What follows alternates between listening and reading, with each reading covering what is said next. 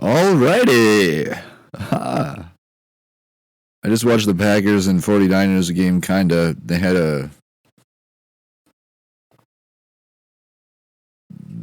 the game. I was watching it on sportssurge.net. It's this website where you can watch sports games legally.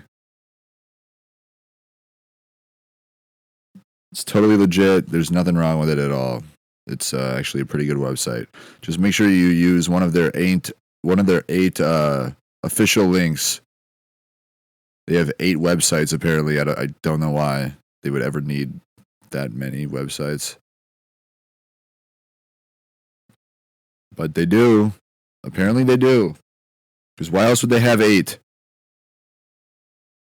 Anyways, it was a pretty piss poor weekend of betting for Hayden. I had a parlay which shit the bed. Of course. It was actually probably like compared to my worst weekend last year out of all the 18 weeks. You know, I mean, I'm not going to get into the specifics and the details of my finances because I have a lot of offshore bank accounts and things like that. But, you know, I talked to, what's the guy's name?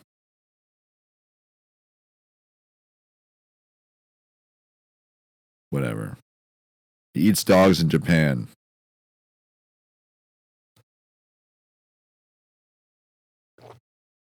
And I know what you're thinking. You're probably thinking, they don't eat dogs in Japan. Yeah, they do. They eat them pretty much in every country over there. There's nothing wrong with that either. I don't understand why the hate towards the dog eating thing.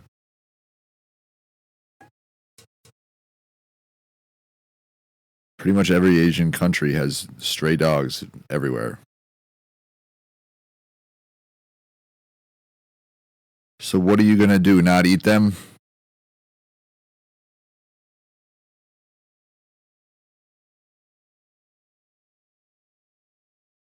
You're just going to let them run around the streets and starve and then die?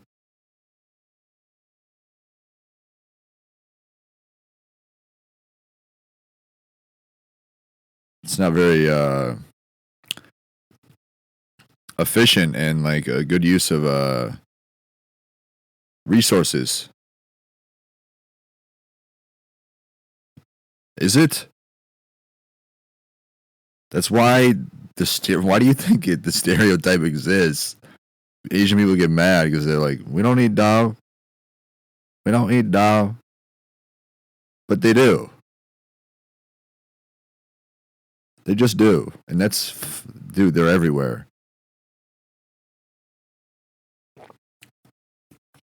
It's like if we had, if we had dogs everywhere, I don't know if people would be eating them. Because we're not fucking savages.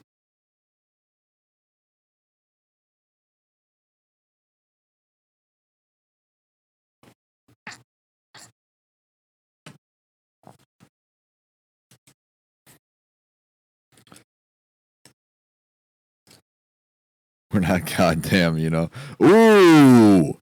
Oh! I didn't know the Bengals and the Chiefs played on Sunday. All right, yeah, I'll just go through the lines real quick. Buffalo Bills at Miami Dolphins Thursday night is -1.5 for Miami.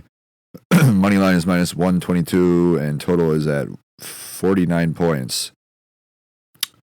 I might put a player prop episode out as well for all the people who listen to this podcast. I know there's like so many that are really dying to hear about all my bets and everything. Send me money.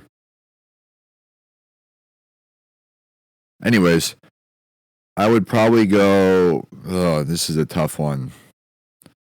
What did the Dolphins play on Sunday? They played Jacksonville. They were minus 3.5 favorites. They won by 3, so they did not cover the spread. Buffalo barely beat Arizona at the end. Man, I honestly wouldn't touch this game personally in terms of the spread and the money line. I'm going to do more research for like player props for all the people so interested.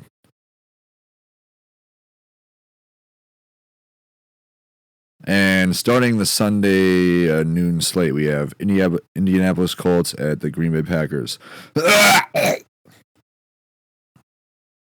Packers are at home, and they're plus 3.5 underdogs. That is really strange. They must have some injuries. Jordan Love might be out, because they should be like 3.5-point favorites. That's a big swing. That line will probably move in the next few days. Money line, we have Colts minus 178, Packers plus 144. The total set at 41 points. That's really that's really fucking shocking to me. I want to look up real quick, see if there's any. They don't really have the injury reports out this early.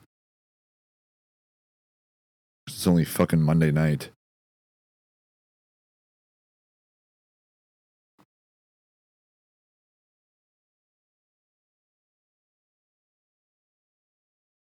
Yeah, I fucking knew it, man. When you see that big of a shit, like that big of a swing in terms of the spread, I honestly would put like I would put the Packers at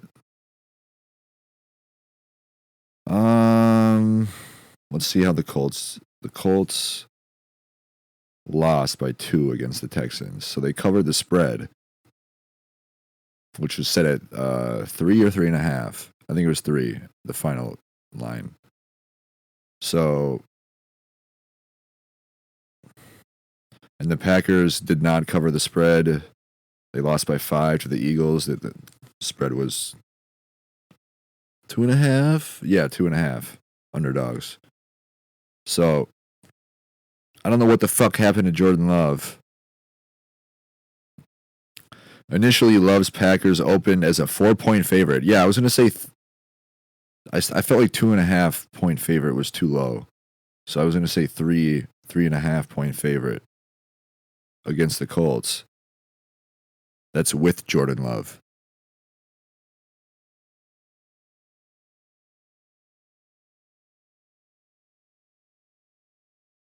Jordan Love injury. Faith in Browns falter. All right, yeah. What the fuck happened to Jordan at the end of the game? I fell asleep, man.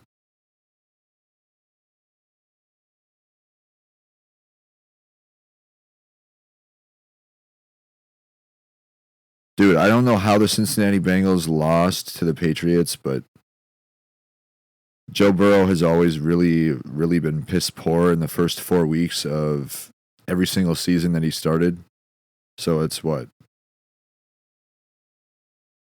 3 or 4 seasons already? God damn.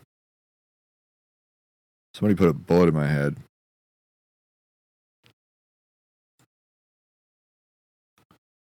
Yeah, they lost to the Patriots. They only scored 10 points. I mean, I would put a bullet in all of their heads for them.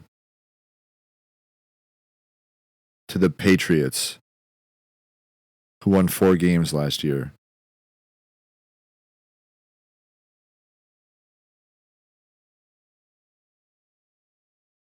All right, come on now.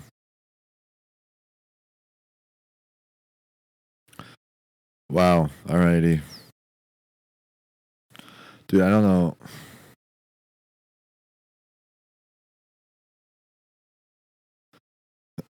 Yeah, so the line opened up as the Packers were minus 3.5-point favorites with Jordan Love before his injury.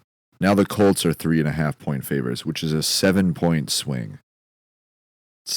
That's even with a quarterback, you only see like 5.5, 6-point swing. So I don't know who this Malik Willis guy is, but apparently he must not be nearly as good as Jordan Love. Because usually it's about a 6-point swing when you lose a quarterback, and this is a 7-point. I don't even think I would touch this game either. I don't know how the Packers are going to play. I've never even seen Malik Willis. I mean, it's only set at 41 points for the total, so I'd probably go over there. I'll check this website, teamrankings.com. It's a very good website. They got all kinds of you can like go back to the 2023 season, or literally since 2003 is the furthest to go back for in terms of keeping track of teams over under record, their against the spread record, and their win loss record, which is the money line. So I'm just gonna do last year, and it'll show you like Cleveland was 12-6 for the over, so they hit the over 12 times versus the under 6, the best in the NFL, 66.7%. Then at the bottom we have, oh Jesus, we have Carolina Panthers at 5-12, the same as the Chargers, 5-12 for the over. So that means they hit the over 5 times and they hit the under 12 times, which the over was 29.4%. The over was, I just said the over. The under was 70.6%. So when you're doing bets like this, like websites like this, teamrankings.com is really fucking beneficial and helpful. Because if you have the Chargers playing the Panthers, last year they were both 5-12. So 5 times they went over, 12 times they went under. You're going to want to bet the under. Yeah, the under is going to be really fucking low. It might even be in the 30s, like the mid 30s. Like, I mean, what is the lowest total this week?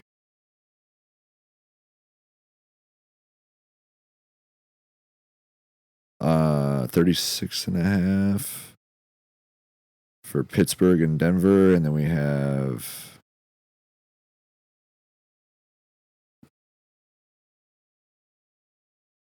36.5 is the lowest total we have. There's 3 game slates where the lines are locked. They're not showing any of the lines for the spread, the money line, or the over under. I don't know why. Probably because of overnight like roster updates and starting players.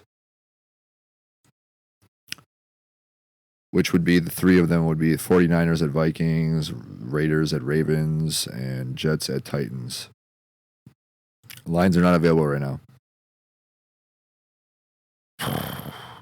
So let's check this. Go to the top and try to find Green Bay and Indianapolis. Green Bay hit the over 11 times for 57.9 and the under 8 times. But that was with Jordan Love starting every game, you know? Where the fuck is Indianapolis? 11-6. And you can even change the situation settings. So after a bye, after a win, after a loss, after a tie, as home team, as away team, as at neutral site, as favorite, as underdog, as home favorite, as home underdog, as away favorite, as away underdog, with rest advantage, with rest disadvantage, with equal rest, with conference games, non-conference games, division games, non-division games, regular season games, playoff games. So these are all settings that you can choose to like let's just Indianapolis as a away team, as a away favorite.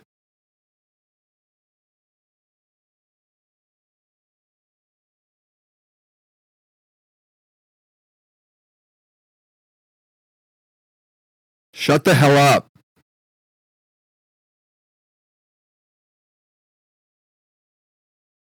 And these situational settings are actually fucking really helpful.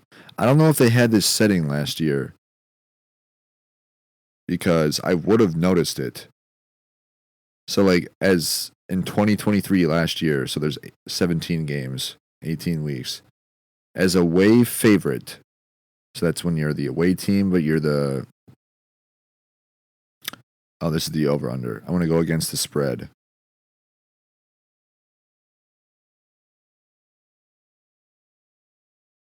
Yeah. 2023 against the spread as away favorite. Wow, Minnesota's at the top. Well, yeah. There's 4 teams at 100% cover the spread as an away favorite. See, these are the kinds of like websites that you really should use if you want to get into this kind of stuff. And there's 1, 2, 3, 4, 5, 7 teams that were 0% as an away favorite. I mean, there's only the Giants were 0-1. The Jet. I mean, I don't know when the Giants would be an away favorite.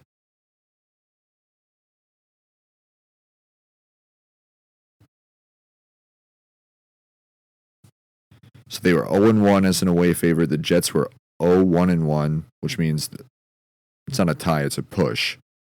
So if the spread is Jets at Panthers and they're -3 favorites against the Panthers, if they win by 3, that's a push.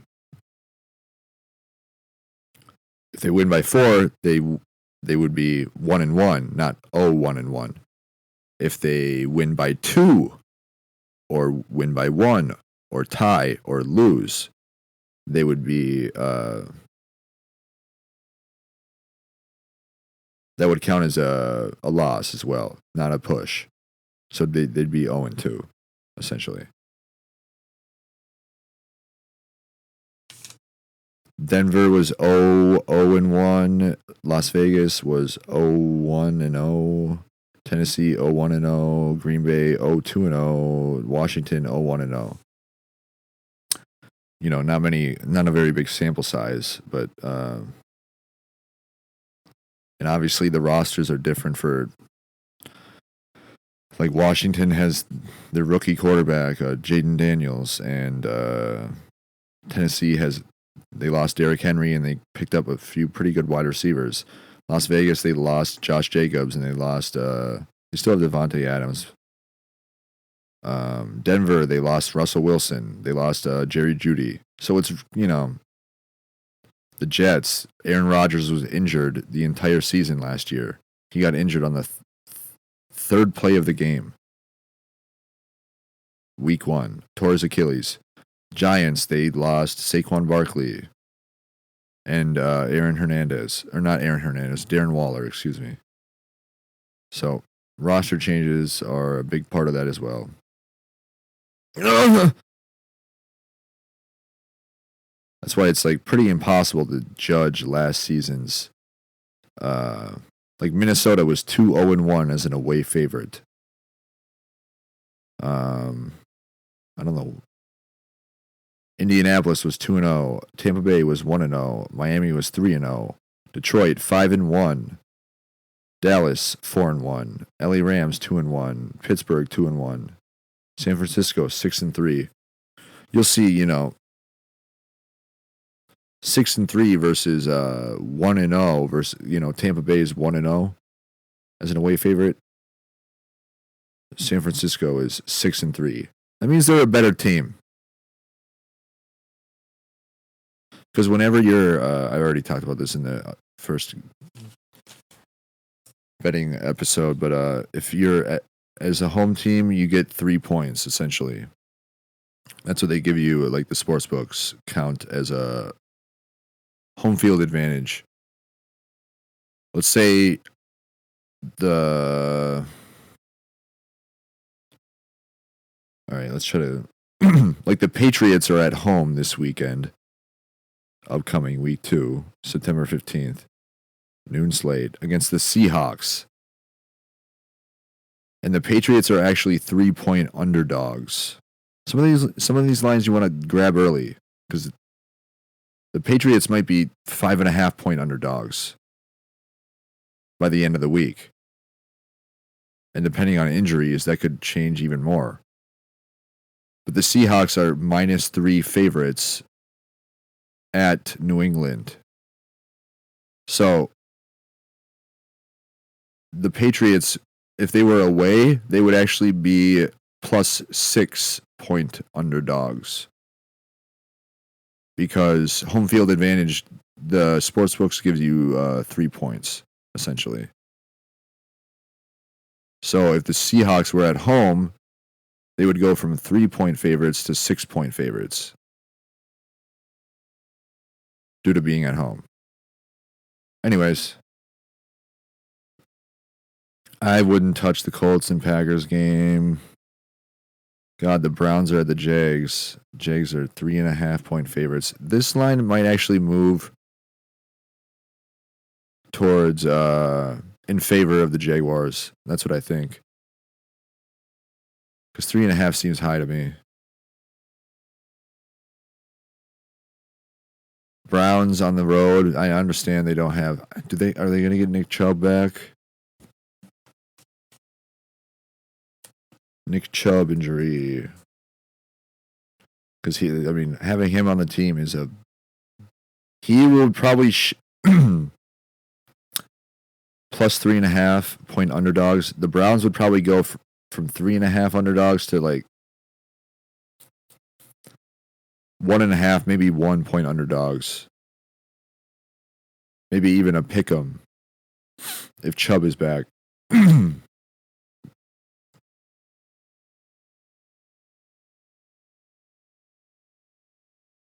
I'm trying to get like a very recent. There we go. All right.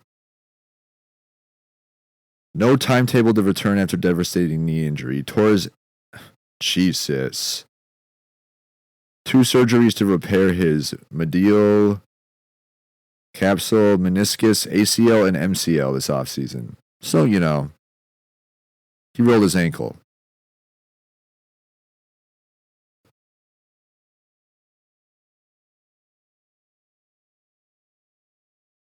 Oh, so he's going to miss at least the first 4 weeks. Because he's on the PUP list. All right. So, scratch everything I just said about Chubb. He's going to be out for another 3 weeks at least.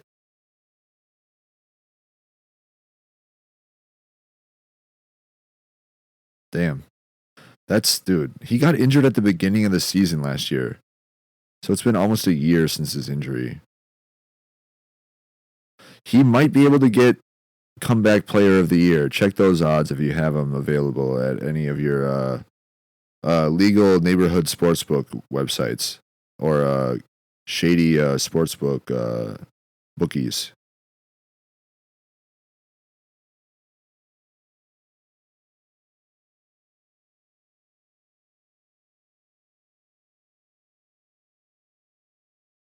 Jesus Christ. Comeback player. They don't even have these fucking. They don't even have the opportunity to bet on comeback player of the year yet. You probably got to wait till the morning, Tuesday morning. Because after the Monday night game,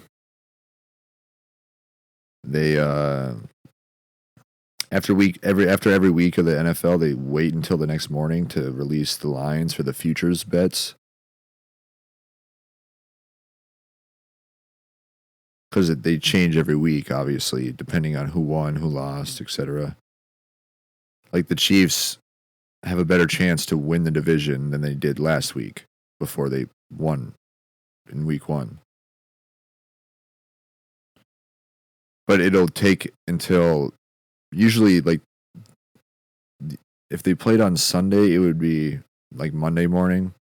But they usually wait until the entire NFL slate is over. So, like, there was only one game on Monday night. They used to have 2. One at 7 and one at 10. But they don't do that anymore. I don't know why. It's fucking gay. But they'll usually wait till Tuesday morning to release the futures bet lines. Yeah, see, like Bovada, there are currently no upcoming betting odds or lines available for the selected market type for this event path. Please change the filters to continue betting.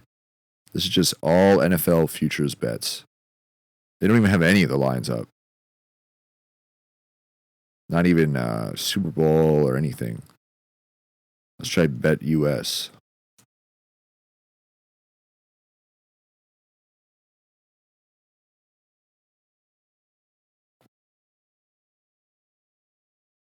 Suck my asshole. Okay? I'm not doing this shit, man.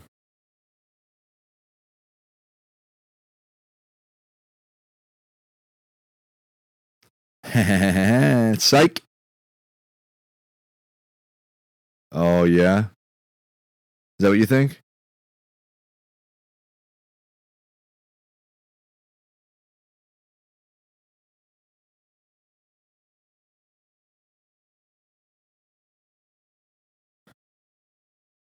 What did I say last about whatever the fuck? It was, I remember the gist of it. Shh. That was pretty much all that was needed to be understood and comprehended.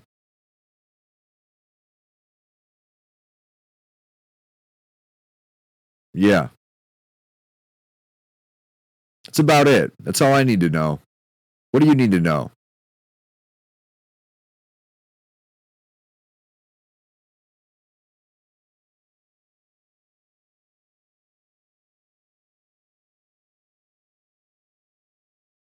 No, it's hilarious, actually.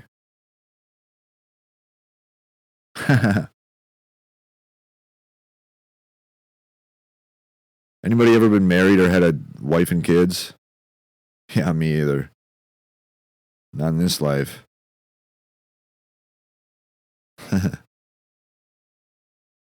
And I won't. I most likely will never be.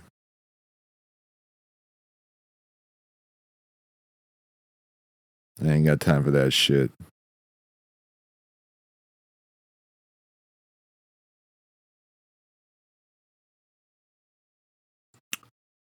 Anyways, so I guess Bet US has some of the lines up for future betting. Yeah, you just want to wait till Tuesday morning at the earliest for that kind of shit. But if like the Chiefs lost against the Ravens, that would be a good time to check the line for their to win the division. Or if they lost the first 2 weeks, like if they lost to the Ravens and the Bengals, which is, I mean, they're the fucking Chiefs, dude, the best team in the NFL. But if they somehow lost week 1 and 2, the odds for them to win the division would change significantly. And that would be a very good time to bet on the Chiefs to win the division. And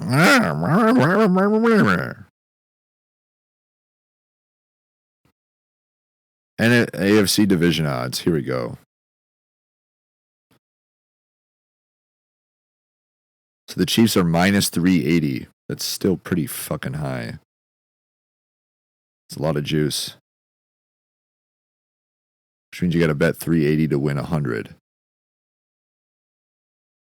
Houston Texans are minus 160. So I'll just tell you who's not going to win in all of these divisions.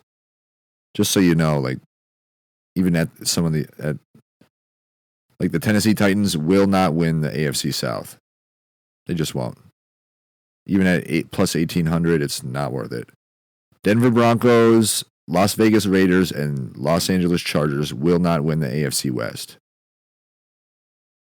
The Chiefs are going to win the AFC West. They have for, I think, 8 straight years. So these 3 teams, Chargers, Raiders, Broncos, Do not put money on them to win the division.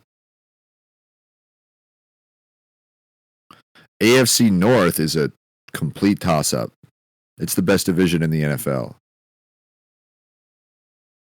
Browns are at plus 800 in last place out of the 4 teams. The Steelers are at plus 360. I don't even know. If you plus 800, I would throw some money on the Browns, to be honest, at those odds. I don't know why the Steelers are there's such a big difference. They barely beat the Falcons. I mean, I know they have Russell Wilson and Justin Fields. But I honestly kind of thought the Browns might win this division if, injury, like Deshaun doesn't get injured, Cooper doesn't get injured, Judy, I think Chubb doesn't stress his injury. Like, I really thought this team might win the division, the Browns, and they're in last place to win the division at plus 800. Bengals are at plus 270, and the Ravens are at plus 104. So that means you got to bet 104 to win 100. Or 100 to win 104, excuse me. So plus 104, if you bet 100, you win 104. The Browns, if you bet 100, you win 800 at plus 800. And it's only week 1. Like, week 1 just ended. Lamar Jackson could get injured next week. You know what I mean? And then the odds, the Ravens would probably they would be in last place to win the division if Lamar Jackson was on like a 4 to 8 week injury. Yeah. They'd move from first to last. I'm fucking disappointed in the goddamn Bengals, man. All right, let's go to the NFC. Yeah, they don't have the AFC East on there. I don't know why. Probably because the Jets just played. Yeah. And there's only the NFC South and the NFC East up to bet right now. I don't know why the NFC North isn't up. Because of the Jordan Love injury, that's why. They're waiting to hear how long he's going to be out.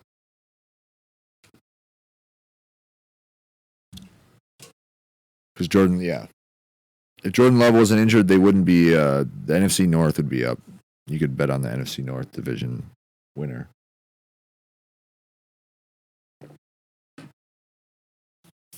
They'll probably hear tomorrow what his injury is, like what the severity of it is, etc. So the NFC East, I'm going to tell you right now who's the 2 teams that will not win this division are the New York Giants and the Washington Commanders. They just won't. So the only 2 possible winners are the Dallas Cowboys and the Philadelphia Eagles. Cowboys are at plus 120. Eagles are at minus 130. Cowboys won. Their defense is the best in the NFL. They score like a touchdown every game on average. The defense. So I don't know why the Eagles are minus 130. I honestly think the Cowboys would win this division. But this division also has never had a repeat winner in over 25 years. And the Cowboys won the division last year. So the Eagles are going to win it this year. I would put money on the Eagles now before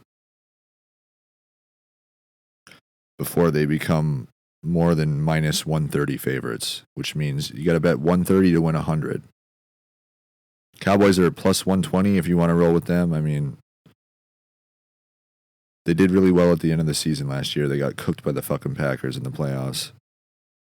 And the Eagles got cooked by Baker. But this division has never had a repeat winner in over 25 years. I don't even know how that's possible. That's just how competitive the NFC East has been. Division winners. Yeah.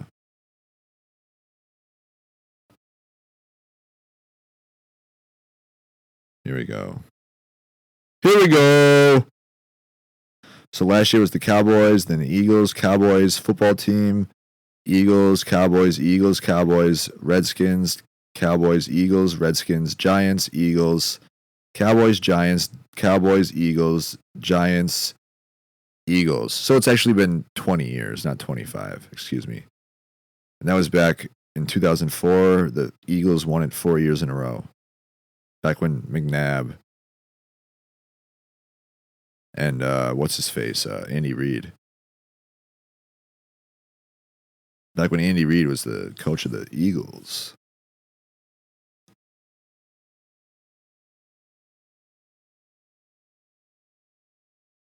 Dude, can you imagine being Tom Brady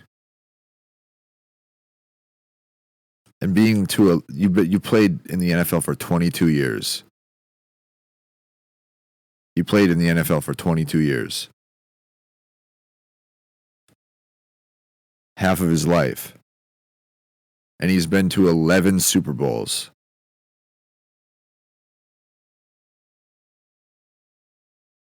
Half of 50% of the seasons that he played, he went to the Super Bowl. He won 7 out of the 11. So he was 7-4. Can you imagine? Just try to. I don't know if anybody knows who Eli Manning is. I know I talked about it at like one of the very first episodes.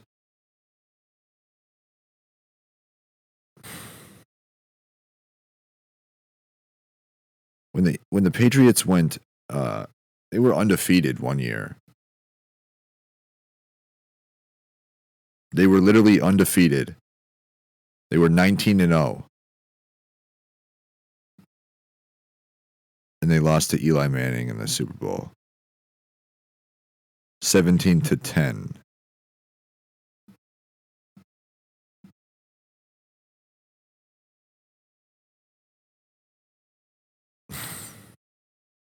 I'm trying to like think of like a witty suicide joke, but there's really none. That's when you just hop in the car in the garage with the door closed, fire her up, and watch your favorite movie and get drunk. Call it a life. Literally just put your neck on the train tracks, like in Inception, or you just skydive out of a fucking like you know that dude who jumped from space. You just do that, but you don't pull a parachute.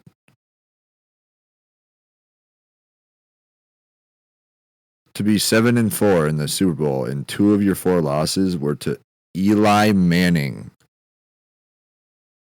and the Giants. One of the most average quarterbacks of all time. Why are you bear? What? Fake soulmate? Inserted emotions with a fake soulmate? I know she fake because, you know.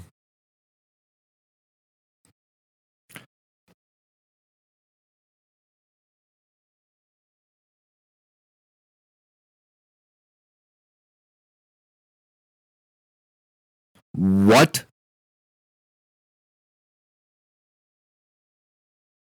Nah, I don't buy it. You want to know why?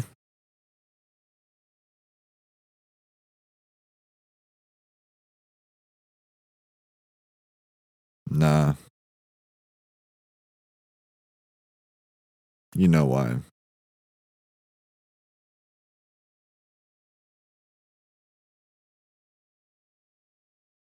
It would be.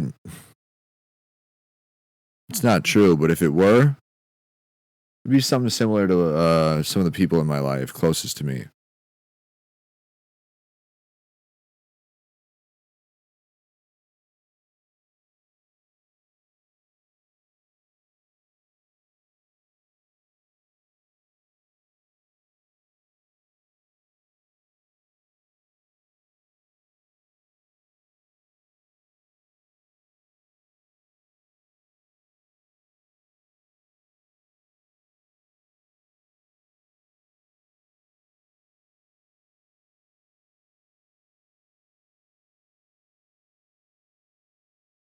Anyways, back to the games. Who gives a fuck? Honestly, no, I'm done. I'm not doing the games anymore. Nobody gives a shit anyways. Nobody listens to this fucking amazing podcast. It's probably the best podcast of all time, and nobody gives a single fuck. My mom doesn't even care.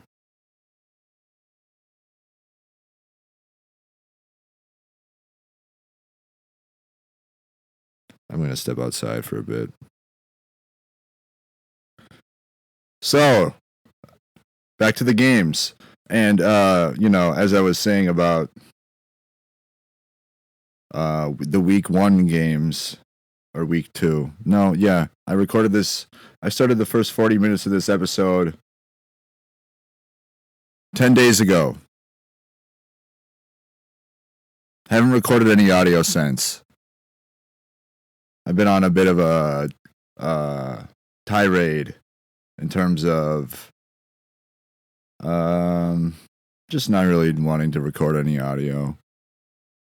Why is that? Because I don't really give a shit.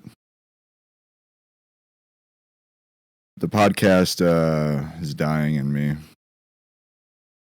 The drive. You can thank AI Hayden for that one.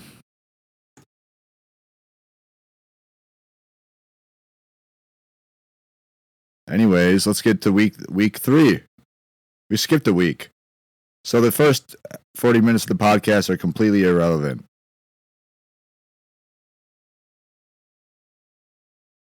I'm still going to post it, though.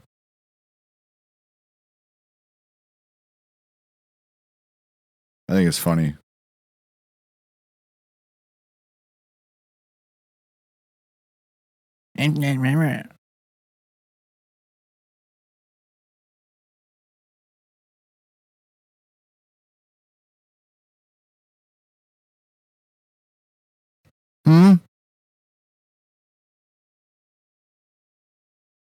Oh yeah, I changed the nigger episode.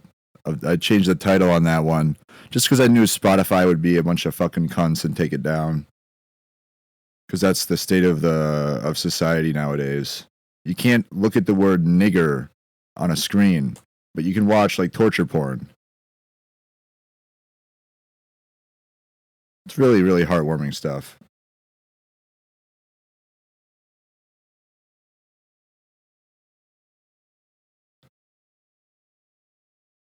I'm just pulling up mybookie.com or mybookie.ag.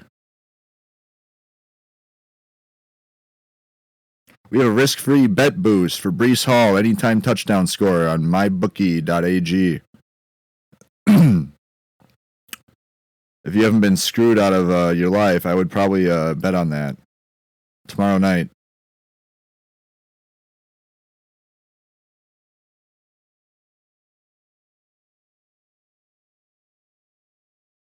Anyways, let's get to week 3, shall we? I didn't even look at the lines for week 2. That's how pathetic my life has become. I just watch the games, silent, no sound.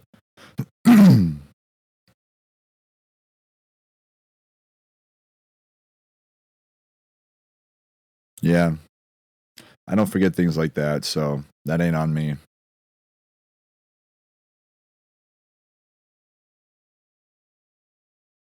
Anybody give a shit more than me? If you do, go seek help. Go seek psychiatric care. Go to a therapist. Do whatever you got to do. Well, unless you're, yeah, there's not even. What do you say about a blank fucking nothing? There's no word. It's just a blank space. There's not even, we're not even going to talk about it. I don't give a shit. Nobody does. Week 3 of the NFL. Wednesday, September 18th. Thursday, we have a really good game. The Patriots are away at the New York Jets. -6 for the Jets at home. So that's like a 3-point favorite with the home field advantage being 3 points, obviously. Money line is -265 for the Jets, +223 for the Patriots. I mean, dude, what are the. You know, I've been talking shit about the Patriots, or just in my head to myself. But I think somehow they're going to do better than they did last year without Bill Belichick, which is really depressing. Ugh. Old Billy boy.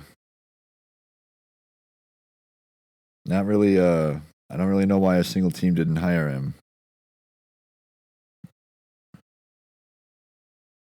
The greatest coach of all time. You know, I was talking shit about him, but honestly, I've completely done a 180. I love Bill Belichick. I think that he is, he's like the epitome of, like when a drunk uncle with no teeth gets in a fight with a black bear in the woods, and he's wearing his torn up sweats. That's what Bill Belichick is. I wish he would like dipped while he was on the sidelines. In comes the creeping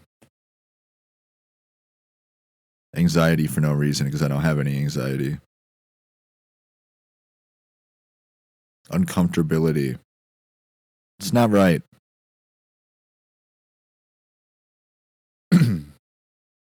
That's not how I am on the mic.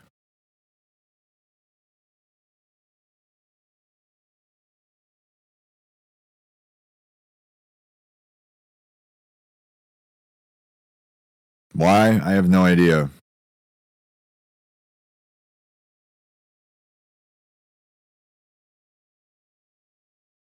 Oh, damn. I thought Rodgers got injured again.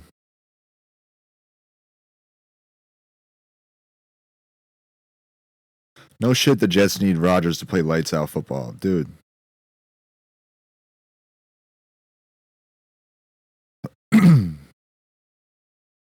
I don't know what the fuck is going on with the Saints. They literally. So the Saints. Where are they here? They beat the Cowboys 44-19. How? I don't know. Why can't I look at week 1? The fuck? What the hell?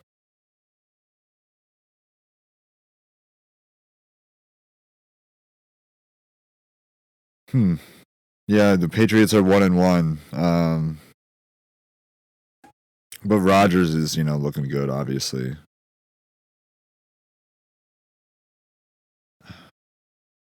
I say that, but I'm like, I didn't even really watch him. This is how fucking pathetic my life has become. So that for that game, if you're gonna fucking even bet it, I would the over unders at 38.5. Let's check team rankings just to see who likes gathering as much wool on their teeth as they possibly can, because they don't give a shit about really anything.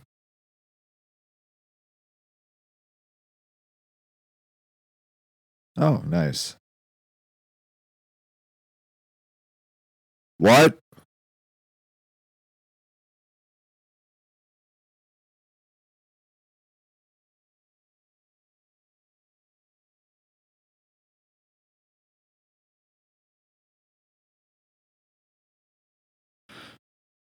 All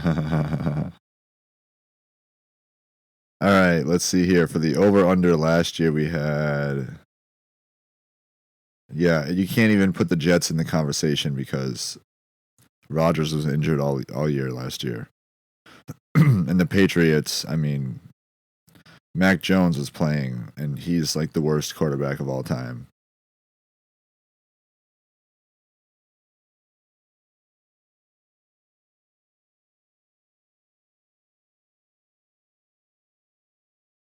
Who gives a shit? New England 5-11-1 against the spread. Ay, ay, ay, ay, ay. Not too good. Not too good. The Jets were 6-10-1, but that's because Rodgers was out. So if you're gonna do anything, I'd probably go. I'd probably go with the Jets -6.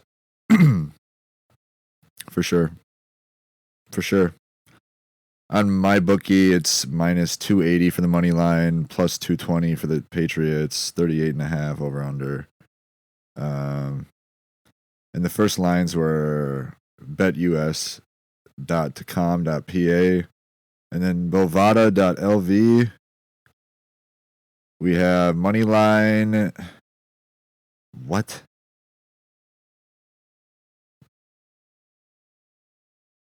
We're going to do an episode about that after this one. It should say money line at the top, but it says win. But who knows what I'm seeing. The money line on Bovada for the Jets is -275 and plus 225. Just go with the Jets -6. They'll hit it. They're at home against the fucking Patriots. And then we have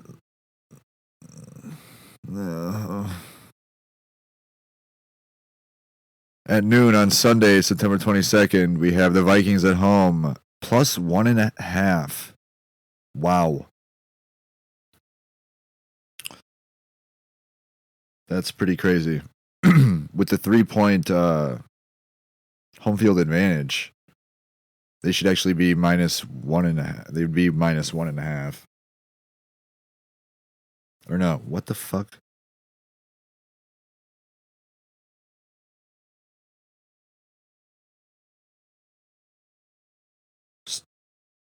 I don't understand what's... Whatever. My brain's retarded. I haven't had water in a month. So, don't take anything I say too wholeheartedly. The Texans are really fucking good this year. Texans are good. So that's going to be... Man, I don't even know what I would do with that one. I said it 46 points total. I mean, I'm a Vikings fan. They're 2-0. Let's yeah, Texans are 2-0. Damn, man. This might be the game of the week.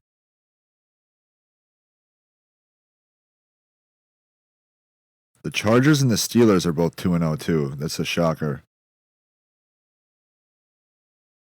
Bucks are 2-0. Seahawks 2-0. Yeah, I have whatever. Nobody even fucking cares. Nobody gives a single fuck. The money line for the Texans -134, plus 110 for the Vikings.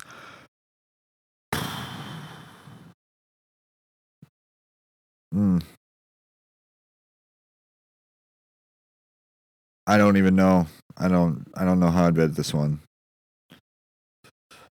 I think I picked the Vikings to lose this game actually. So, Texans money line. If you want to, the Vikings are not going to go 17-0. You know what I mean? Next, we have Broncos at Bucks. -290. Wow. So on betus.com.pa, the Texans are -1 favorites. On my bookie, they're -1.5, so you get that extra half point there. If you want to go over to BetUS. Holy shit. And they're -2.5 on Bovada. That's a big difference right there. So on Bovada, they're -2.5. So that means they have to win by 3 points in order to cover the spread. On my book, on BetUS, they're -1.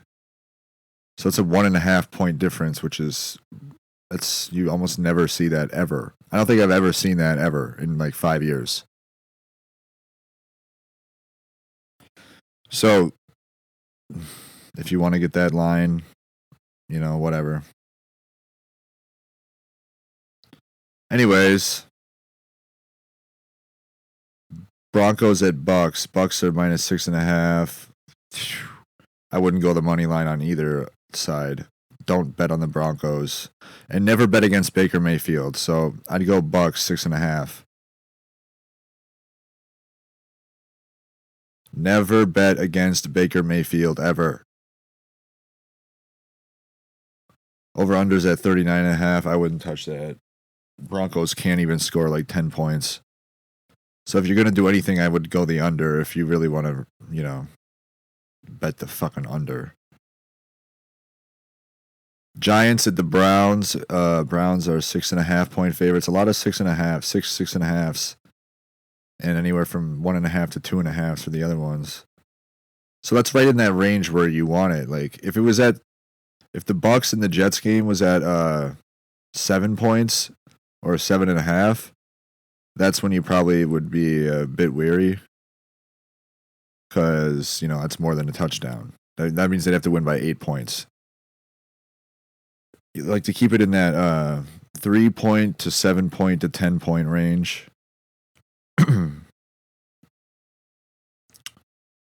Browns at home against the Giants, minus 300 on the money line. Jesus Christ. The Giants can't score for shit either. Yeah, so if you're going to do anything on the total, it'd be the under at 38.5. And then I would do the Browns minus 6.5, honestly.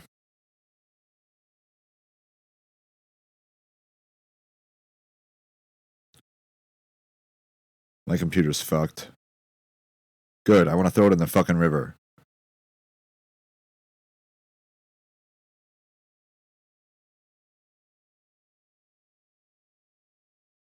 Wi-Fi down? Thank God.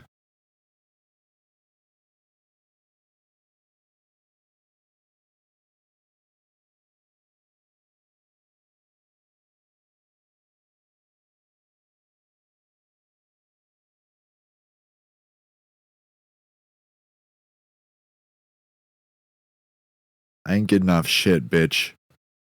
Suck my asshole.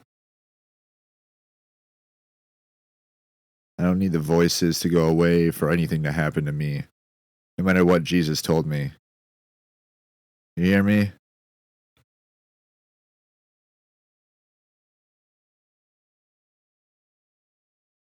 And next we have the Bears at the Colts. Really fun game there.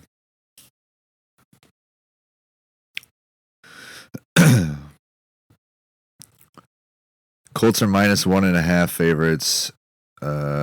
Minus 123 on the money line, plus 101 for the Bears. Over unders at 43.5. Huh.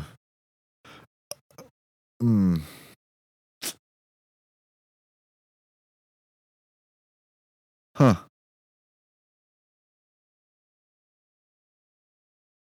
Man. That's on my bookie. Yeah. Bet US is about the same.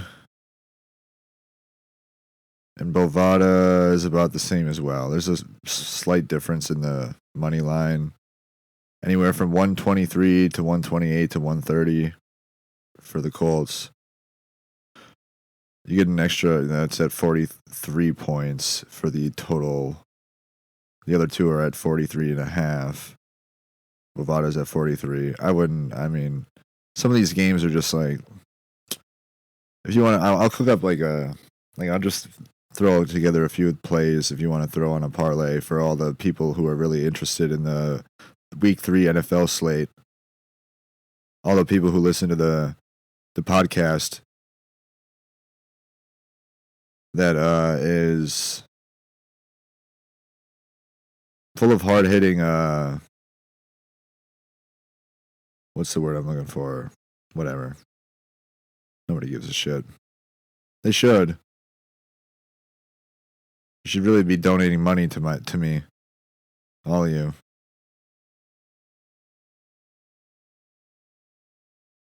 To the kidnapper. If you steal any money from one of your girlfriends, can you just Venmo me?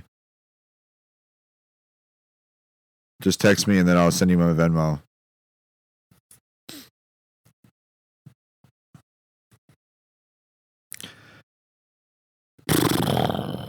I don't even want to touch this game because I just don't want to. The Colts. I don't want to bet on the Colts, and I'm not betting on Chicago. Next, we have the Eagles at the Saints. Saints are 2.5-point favorites, which seems surprising because at the beginning of the season I would have picked like the Eagles to be 2.5-point favorites. 5-point swing. Saints are minus 149 on the money line. Eagles are plus 121. Over unders at 49.5. The Saints have been fucking really on a tear. They're at home, so basically it's with the 3-point home field advantage. It's basically a pick 'em, but obviously the spread doesn't show it.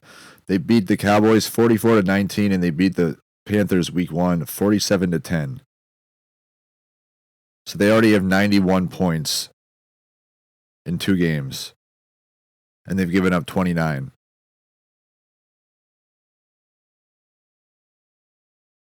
You know, I don't even know how. That's crazy. I feel like the Eagles are going to shock them, though. I feel like the Eagles are going to win this game. So I go Eagles money line. Plus 121 on Bovada, and then we have, let's see, plus 129 on betus.com.pa. And then we have plus 130 on Bovada. So the best odds are on Bovada there. But it really doesn't matter. If you're doing a parlay, which I'm just throwing together a few plays.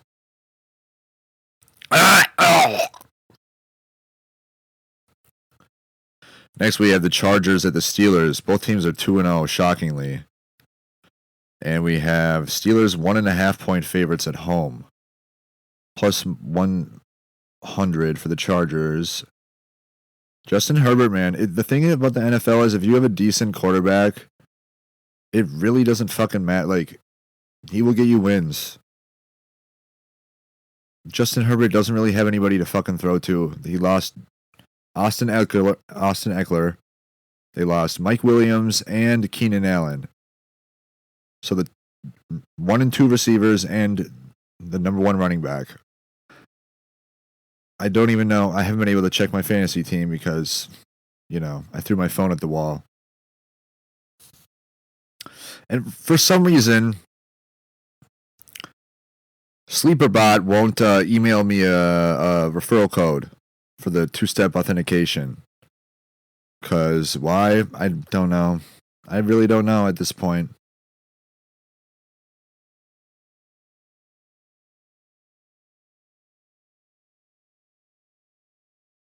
No.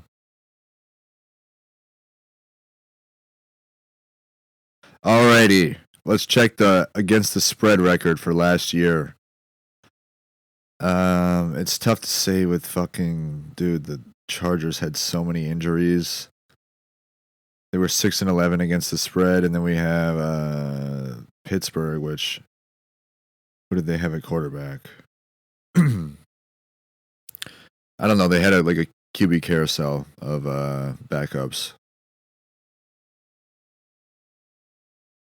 So, over under set at 35.5. Let's check the last year's over under record for that. Yeah, we're not doing that with the brain thing.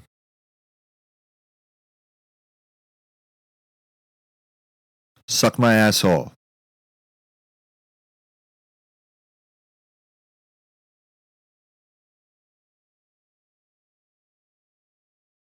Chargers, Steelers.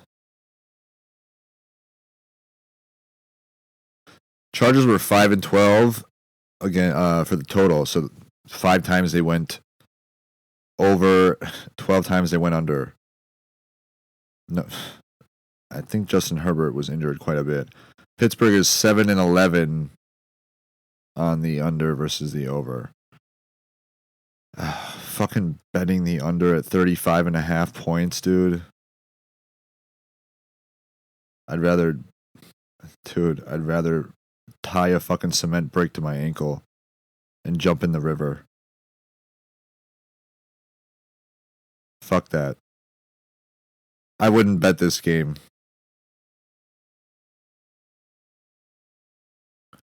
Packers at Titans. Packers are +2. I haven't looked at the injuries and all that shit, so whatever, you know. It really doesn't matter that much. You know. I mean, it kind of does, but not really. Packers are, yeah, I know it's all fake. Packers at Titans. -2 favorites for the Titans. I'm in the middle of a subject-oriented podcast episode. I don't have time for shenanigans.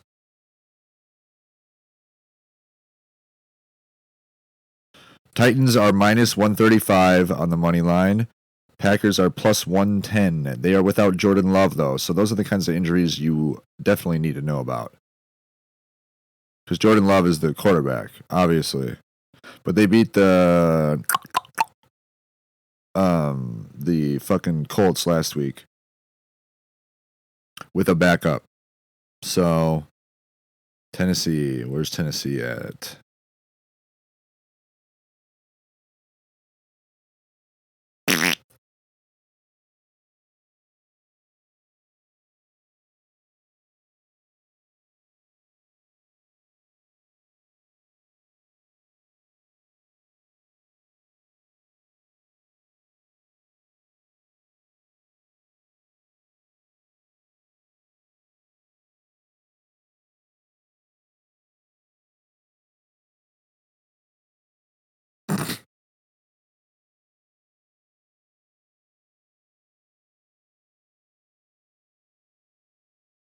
Huh.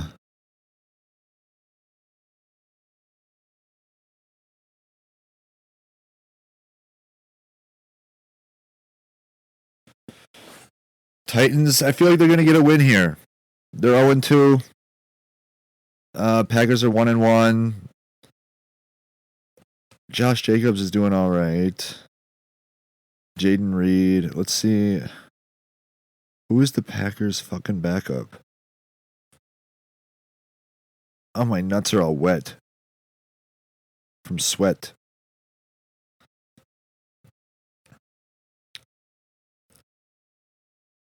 Oh, wow. This is why you look at the injury report, ladies and gentlemen.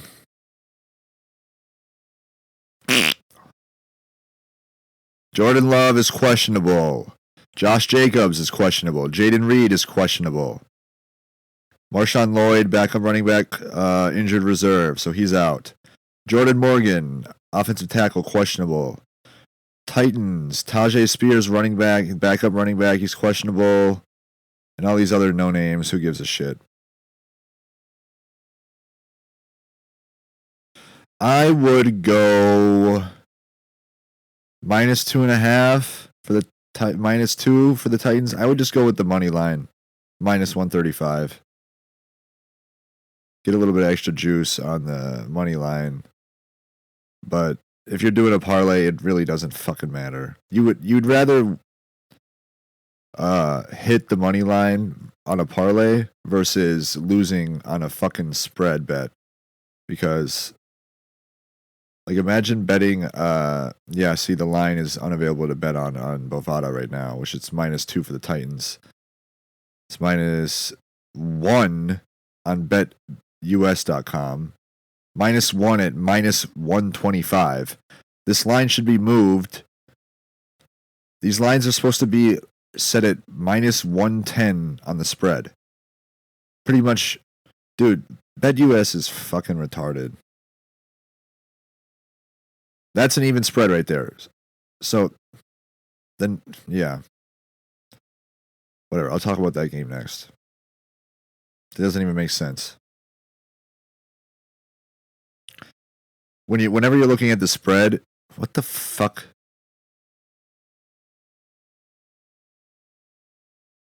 Whenever you're looking at the spread, not alternative spread, just the regular spread that they have. You want to usually each team is going to be at minus 110 odds. That's why it's this like the spread.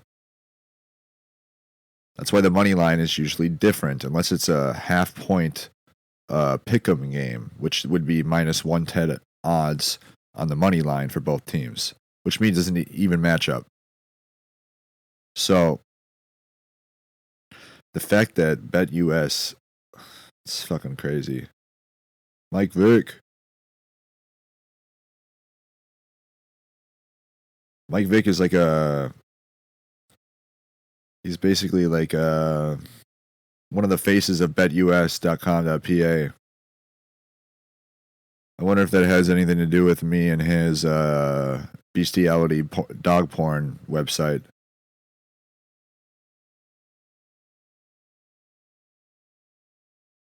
I'm sure they're completely unrelated.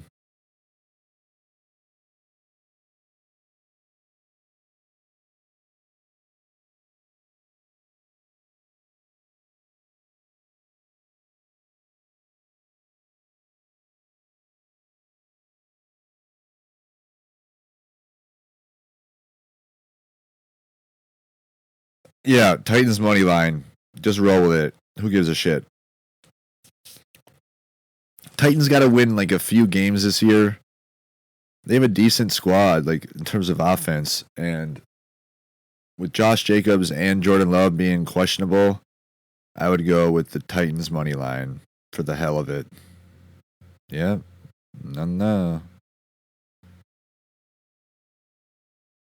So then we are in the 3:05 to 3:25 afternoon slate Central Time. We have the Panthers at the Raiders.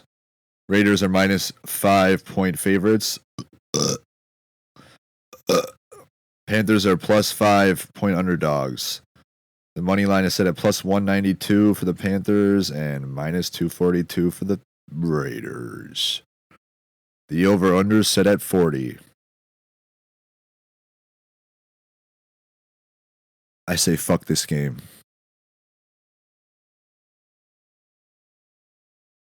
Usually I would probably go the Raiders. On BetUS, they're minus 5.5 versus minus 5 on MyBookie. This is why you gotta, just check different websites if you're really into being a complete piece of shit loser. Or if you want to win some money because I'm actually good at betting on sports, then go ahead. You can do this in any state, any country. They're offshore sports betting websites and casinos in like Cuba.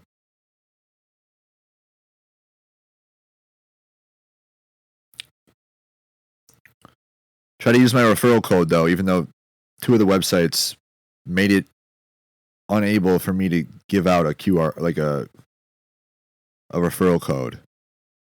I would need to like post somebody's ID or their name or some shit.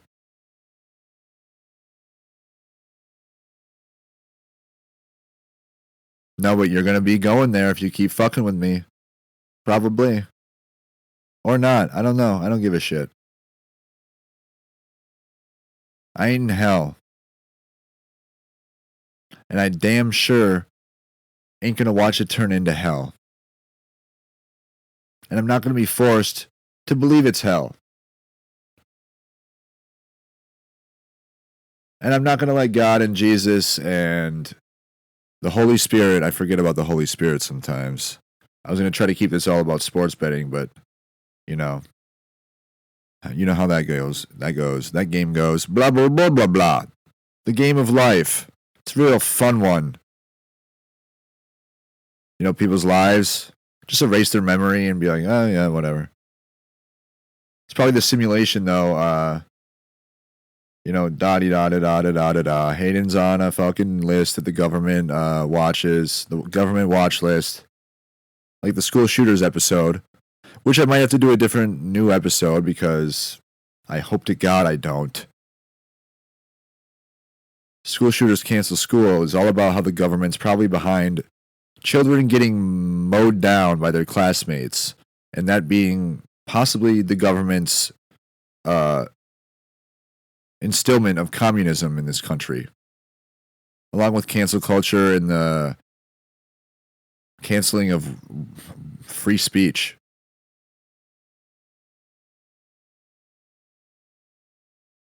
So something tells me that might be what's happening, because it doesn't really seem to, like, just over and over, day after day. But I feel like the government would be like, dude, what the fuck? This guy hasn't done anything yet. Urge him some more. Stoking the flames of fucking my emotional and mental processing, which is pretty much kaput. It's pretty much non-existent. Because when you get the inserted skits for like over 2 years,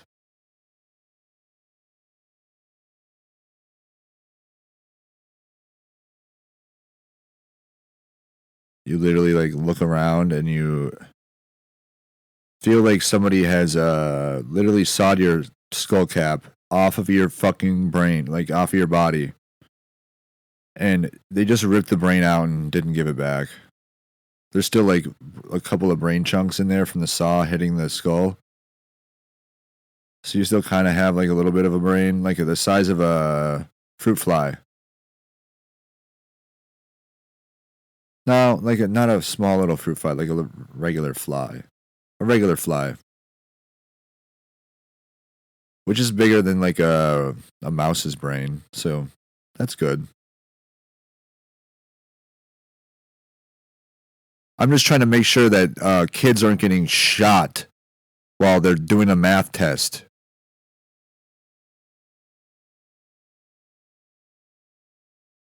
And apparently that's no good.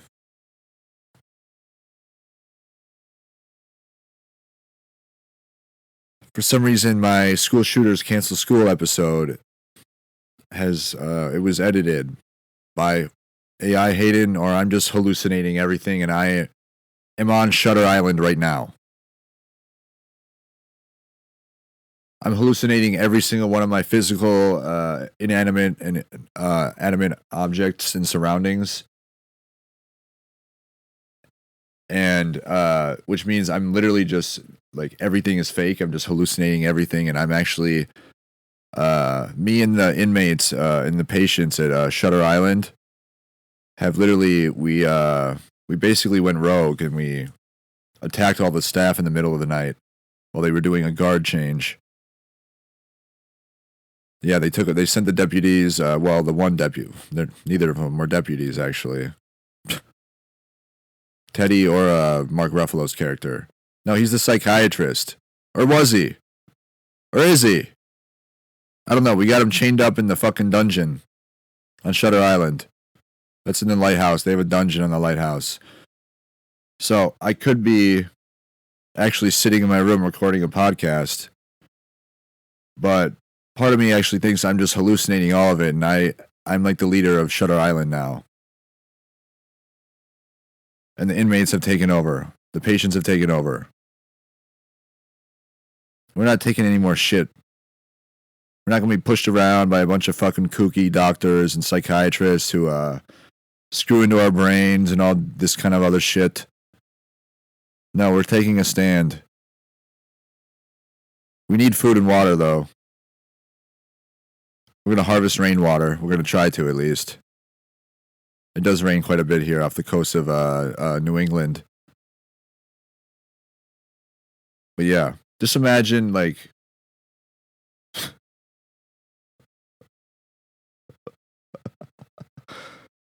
just imagine somebody, like, living a normal life and then being like, wait, what? So that none of that actually happened, and I'm actually, and like everything just kind of fades away, and you are like, what the fuck?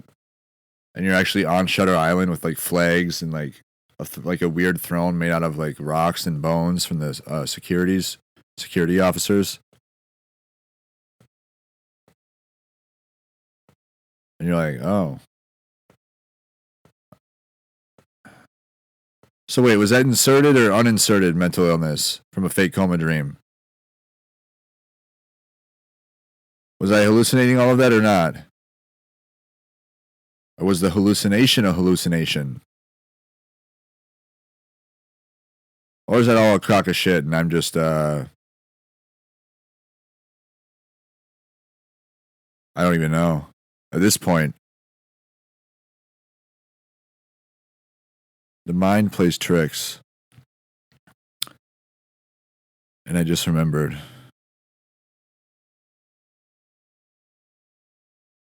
The tumor.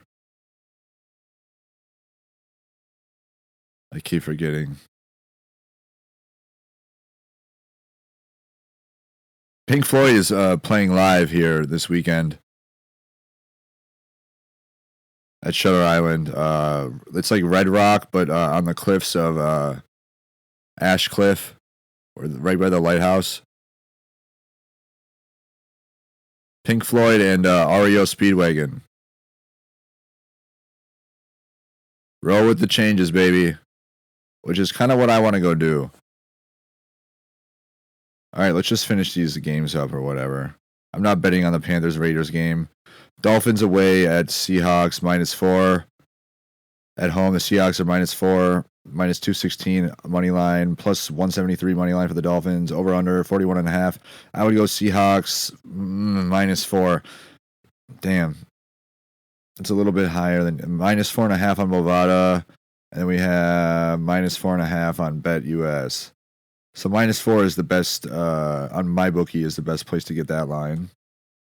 I would go Seahawks. Seahawks are going to tear it up this year, as well as the Buccaneers. Two sleeper teams that will get first place in their divisions, I believe. 49ers will get right behind the Seahawks.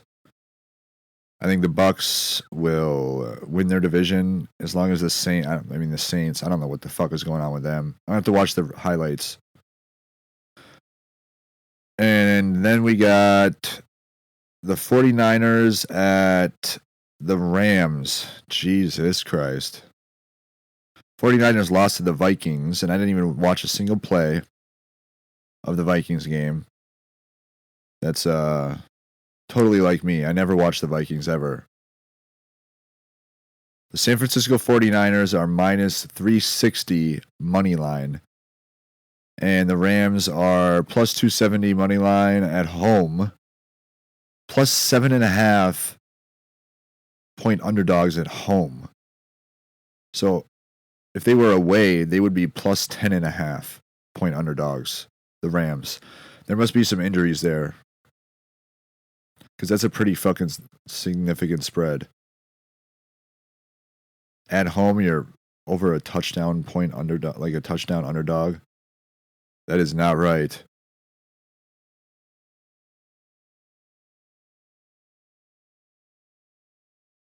What?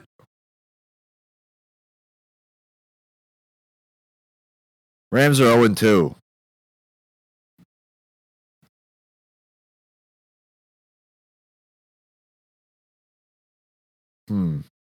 Cooper Kupp is doubtful. That's probably why. Obviously, it's Cooper Kupp. Deebo Samuel, doubtful.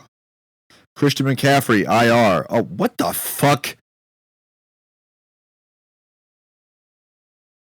So,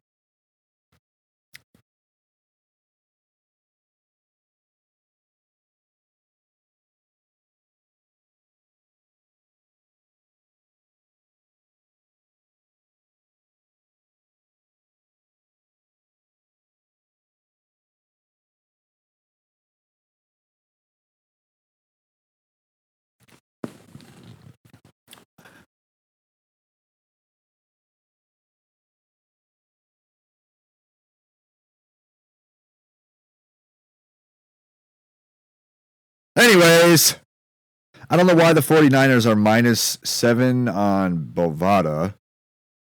And then they're, jeez, man, -7.5 on BetUS. and minus 7.5 on my bookie when Deebo Samuel is doubtful and Christian McCaffrey is out. Wow. I might even go Rams money line on this. At home, all the NFC West division matchups are hit or miss every time. So anytime the Rams, 49ers, Cardinals, and Seahawks, whenever one of those teams plays each other, it's not going to be like a fucking blowout game. It never is. They never are.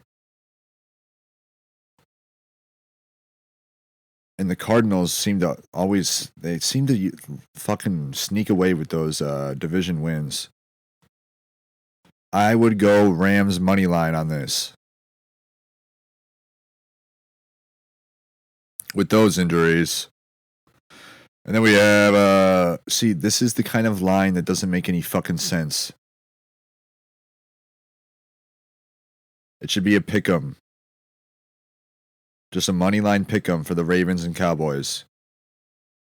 Because they're half-point favorites. The Ravens away. So the Cowboys are plus 0.5 point favorites. So that means if they win by 1 or if they win at all, that means they cover the spread. So that means what? Basically, the money line is the same exact odds, or it should be. The odds are... The money line for the Ravens away is minus 112 versus minus 110. And it's the same bet. Minus 0.5 favorite is the same as a money line bet. So usually when this happens, they don't even they'll either take off the money line bet as a possibility, or they'll put the spread as a pick'em. They'll actually put a PK on every website. They haven't done that, which doesn't make any sense to me. That's on Bovada, or my bookie, excuse me. Bovada, Ravens are minus 1 point favorites. Moneyline is Ravens minus 115 and Cowboys minus 105. So you get the half-point difference, and you see the difference in the spread on the difference in the line change on the money line.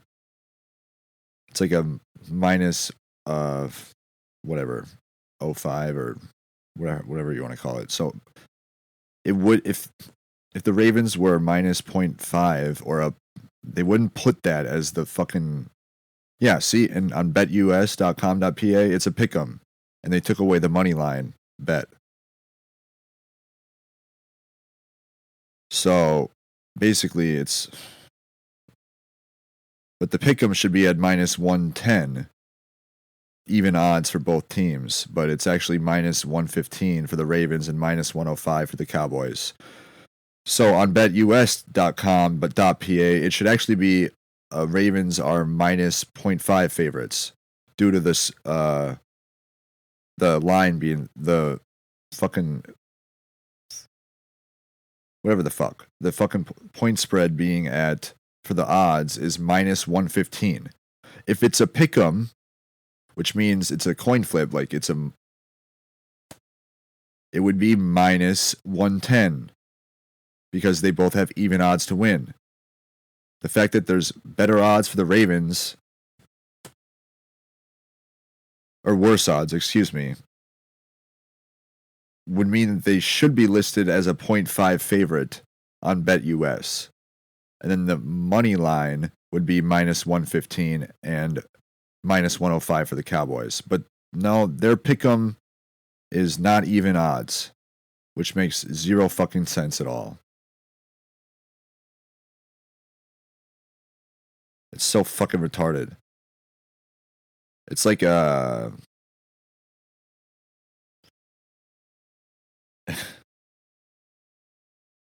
it's like I feel like God is like being like, let's see how much this motherfucker knows about sports. Because that's funny. Yeah, the Raven. Yeah.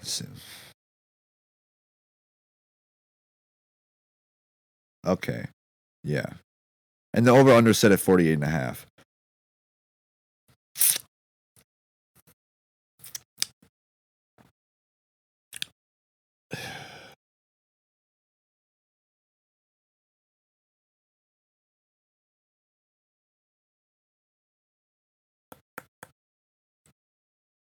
I don't know about this game. I really don't know. My gut says Ravens money line or the spread is. I mean, if you're gonna get the spread at minus 0.5, it's the same as betting on the money line. But most websites wouldn't have it listed. The Cowboys. Yeah, man, this is a tough one. It's a real tough one. Because the Cowboys just got cooked by the Saints with Derek Carr as the quarterback. Embarrassing.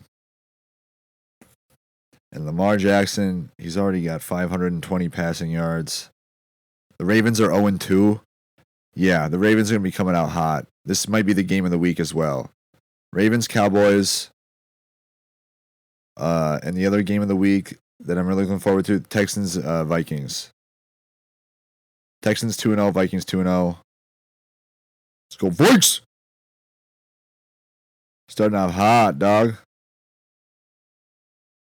Yeah, I would go Ravens to win this one because they're not going to want to start 0-3. Lamar will not. It's unacceptable.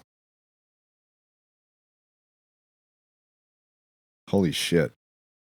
What? Yeah, whatever. So yeah, I'd go Ravens. I mean, depends on what the odds are. Ravens minus 0.5 at minus 110 odds is technically better odds than minus 112 for the money line. It's such an insignificant difference, but you know, it's the same bet. So I have 8 bets on my parlay here, which, you know, whatever. Thunk.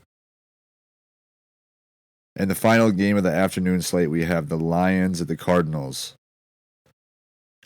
Cardinals at home are +3 underdogs. Minus 115. Detroit Lions -3 on the road. So that means if they were at home, they'd be -6 point favorites.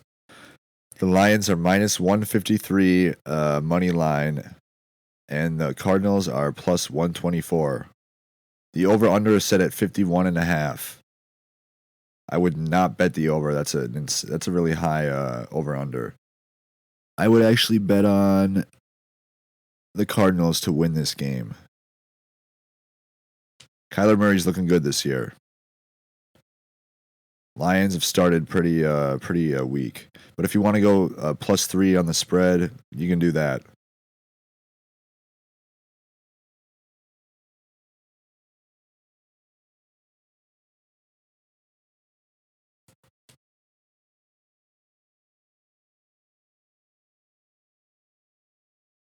And then Sunday Night Football. Dun dun! We have the Chiefs at the Falcons. Kirk Cousins looks like fucking doo-doo shit fucking brains. He's playing like shit. I think they scored 9 points Monday night against the Eagles. Atrocious. Pathetic. Disgraceful.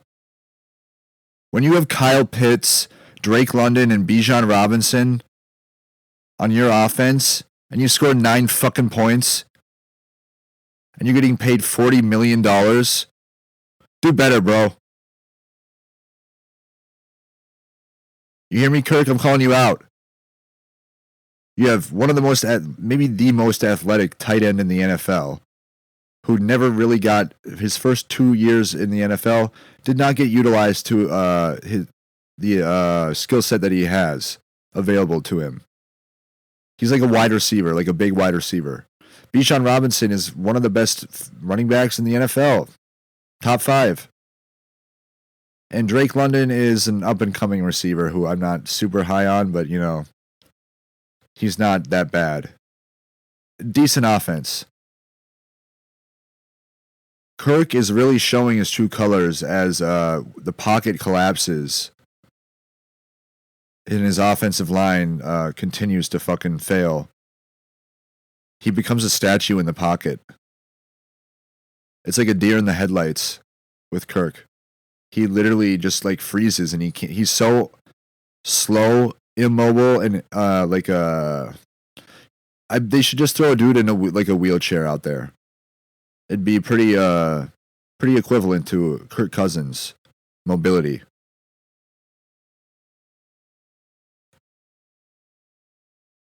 The Chiefs' money line is minus 180, plus 145 for the Falcons, and then the over-under is 46.5 points. You know me. I'm going Chiefs minus 3.5 all day on this one, for sure. There's just no way that fucking Falcons, dude, I just don't have faith in them at all. I just had a feeling Kirk was going to fucking start real slow, real sloppy, real no good.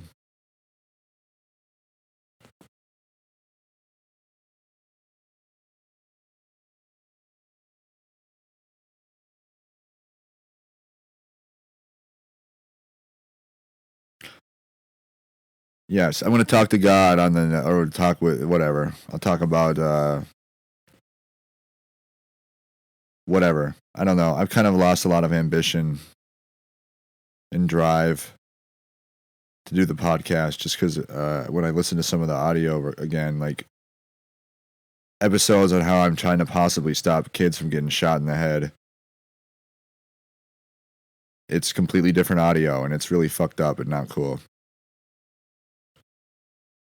It's really, it's like almost like unbelievable and disheartening. So that's real heartwarming stuff now that school's back in session.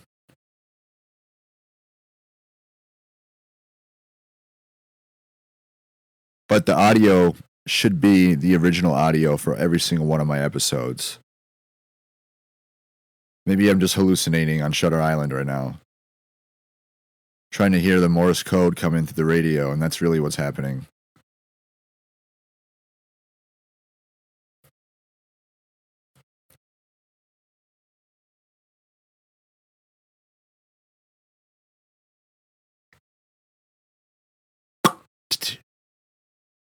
So it's da dit dit.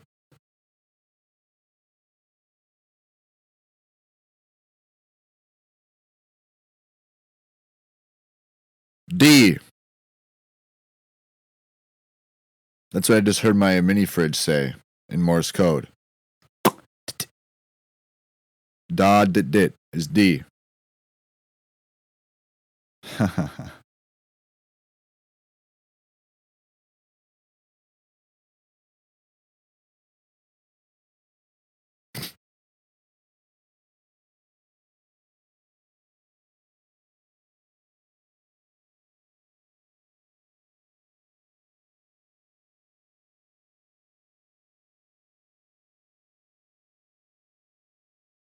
Imagine yeah, I'm not even, nobody gives a single fuck.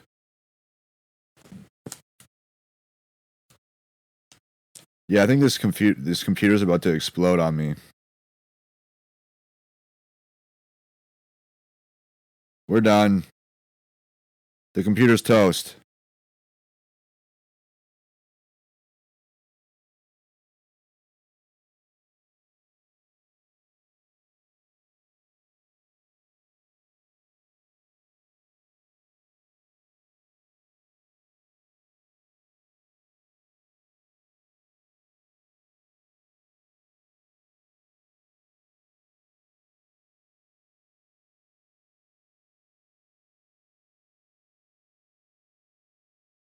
None of these exotic pets are like ones that I was really looking into.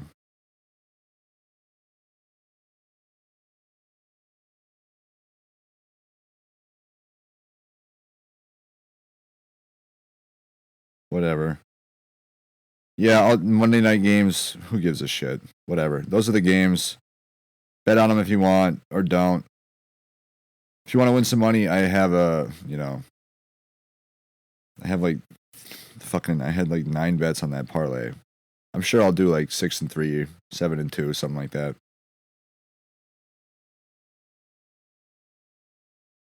So if you want to do singles bets, that's the way to go too. Just do single bets for all of them. So you got Buccaneers -6.5 at home, -115 odds. New York Jets, which is tomorrow night, -6 at the spread, -110 odds. Cleveland Browns, -6.5. Philadelphia Eagles money line against the Saints. Tennessee Titans money line against the Packers.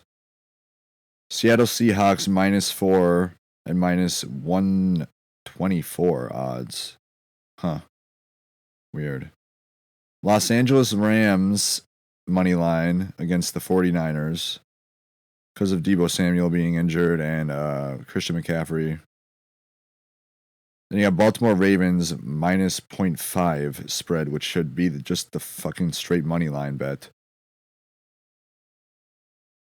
Which it is on one of the other websites, but sometimes they screw up or whatever. They have interns running the website now. There you go.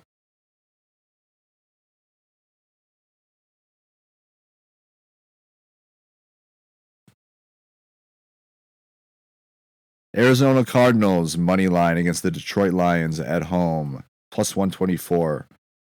So Cardinals money line, Ravens money line, Rams money line, Titans money line, Eagles money line, and then we have Seahawks -4. Cleveland Browns -6.5, New York Jets -6, and Tampa Bay Bucks -6.5. 9-game parlay, or you can just do all singles or do both. Mom, if I was you, I'd go to the Turtle Lake Casino in Wisconsin, not far from Baldwin. They have legal sports betting in Wisconsin now.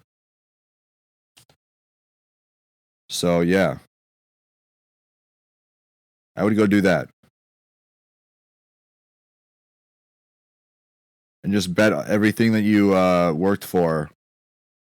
While I'm like over here skitzed out, fucking hallucinating what the hell's going on.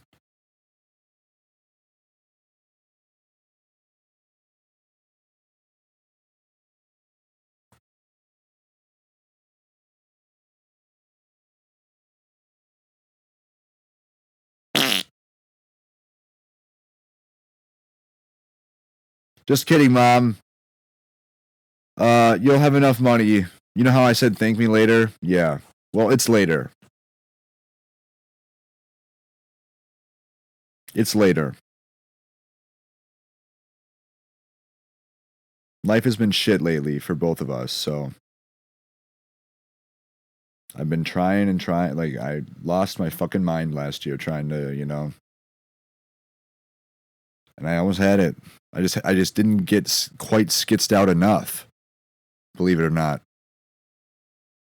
If I would have dug through my cell phone and found a couple more numbers on my fantasy football teams, I would have fucking, gotten real skitzed out and won the lottery, possibly.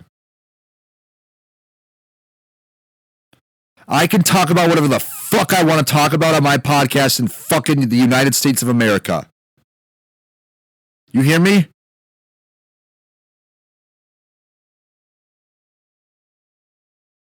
I don't need the fucking fake nothings for shit. For anything. Leave my existence. Nobody gives a shit about your fake existence. Alrighty? It's a free country. You exist because of a fake coma dream. And it's that simple.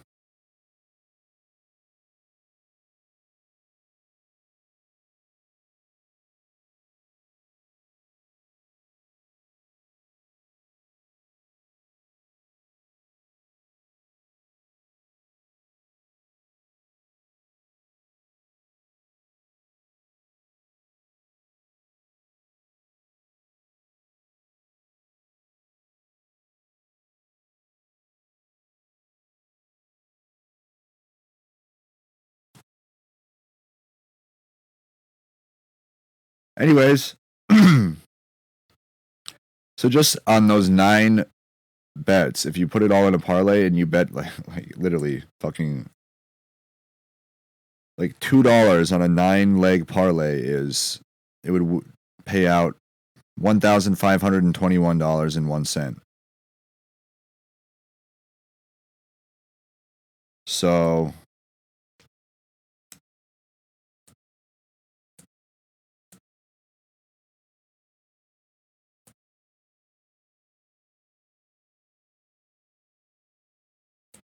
yeah, man, I have $1 in free play, but they don't let you. They make you keep $1 in the free play, which is so stupid.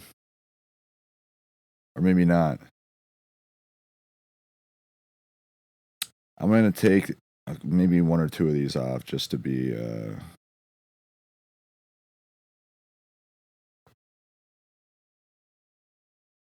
Not the Seahawks. Tua's out.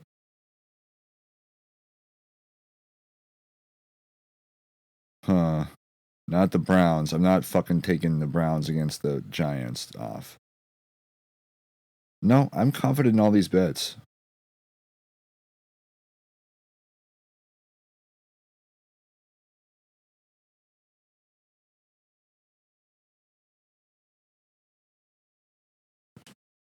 $1 to pay out 760. Oh wow! So the max that can be paid out on a free play is $550. So I have to take one of these bets off. Not doing the Cowboys or the Buccaneers -6.5 against the fucking Broncos.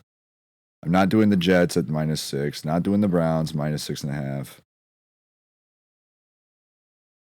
It might be Eagles or Titans.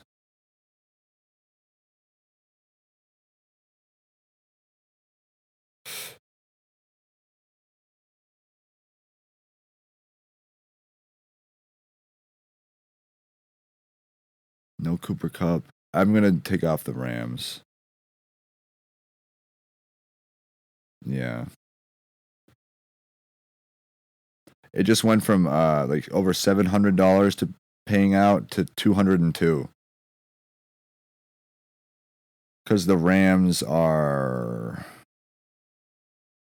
were plus 270 for the money line at underdogs, which is, they're plus 7.5 underdogs, 7.5 points. So the money line is set at 49ers is set at -360, dude.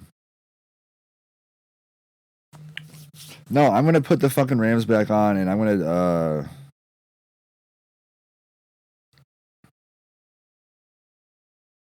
take the Titans off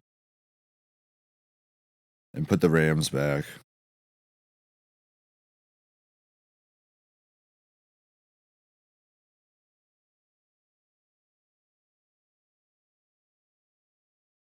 So now it's bet $1 pays out $429.42.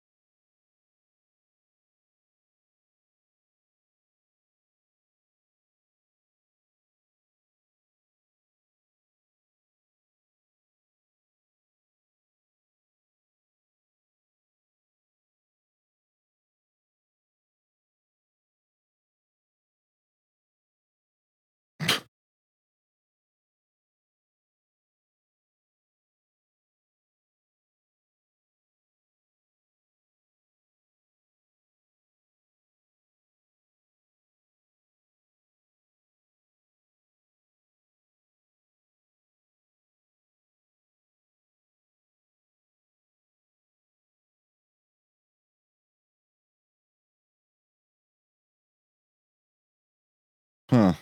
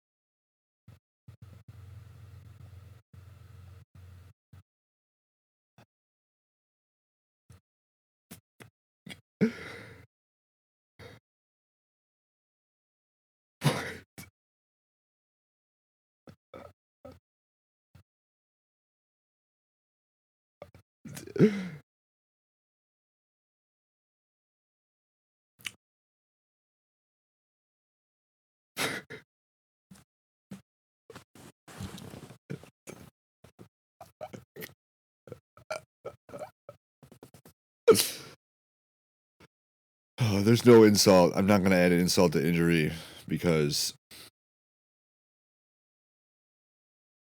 what can you say to fucking? We're never gonna be okay. We're never.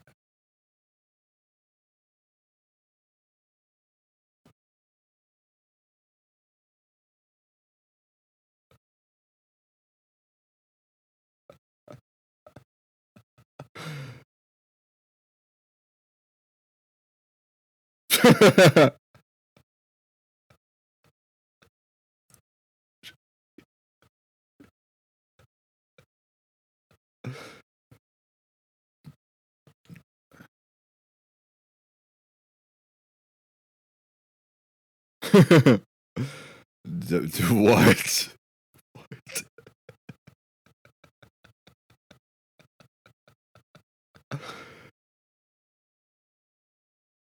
I feel like I just spent a couple decades in the Twilight Zone in a split second, and I was just teleported back in like an instant.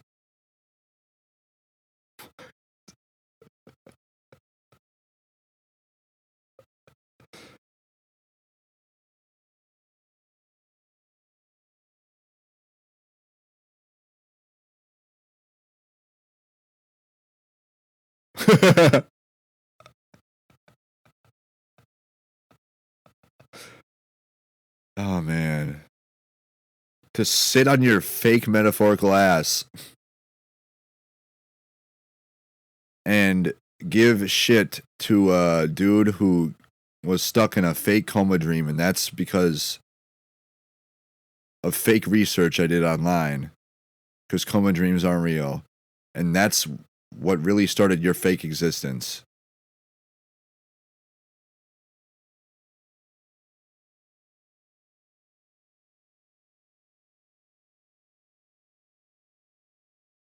I said I'll never kill myself ever in my entire life, and I want to just to put you out of your misery.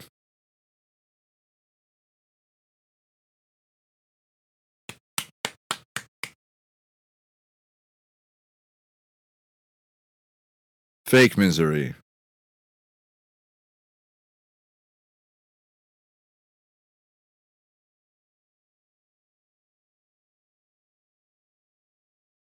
Dude. This is why Jesus left my side in communicating with me a few months ago, right after the Purgatory episode, of course. Because Jesus could see, months into the future, and he saw, oh man, this schizophrenia thing, and the people who really have it, well, I'll probably be able to help them through it because theirs isn't propped up by a fake coma dream. So Jesus, like this, yeah, these things aren't making anybody want to go out on a date. We go spend time with family. Or go like to the dog park.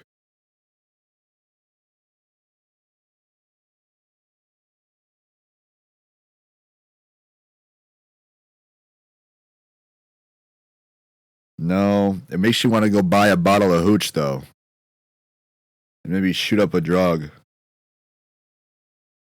Not a school or a mall or a Lynx game, but shoot drugs intravenously, IV,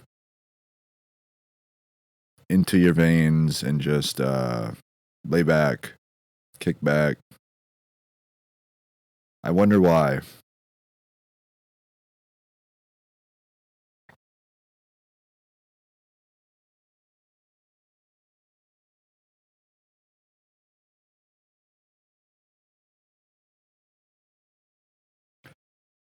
Get off the dope. Check. Done. Haven't gotten high in so long. You're never going to win the lottery without you getting off the dope. This is what I hear. You're never going to win the lottery if you don't get off dope. Can you imagine?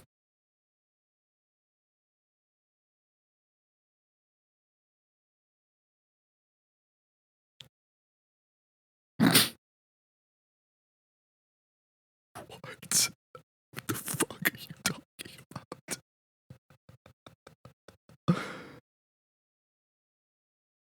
You're never going to win the lottery if you don't get off the dope.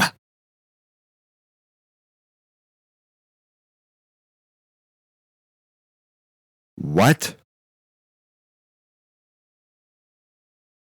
You're never gonna. You need to get.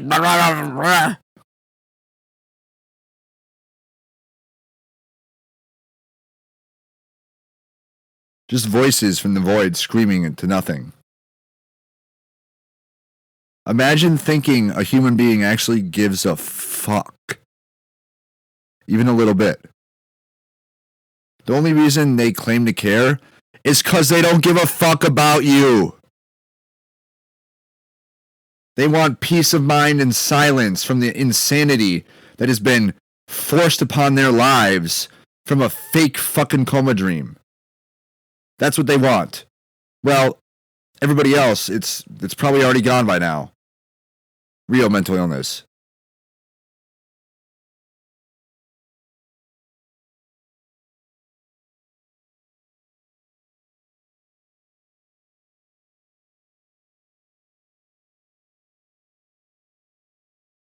You're pussyfooting around is why you're here.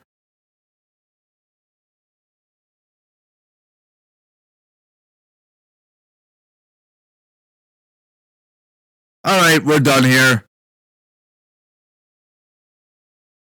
Like, anybody who hears this is going to be like, is he serious right now? Are they serious? Well, they're not they're not anything.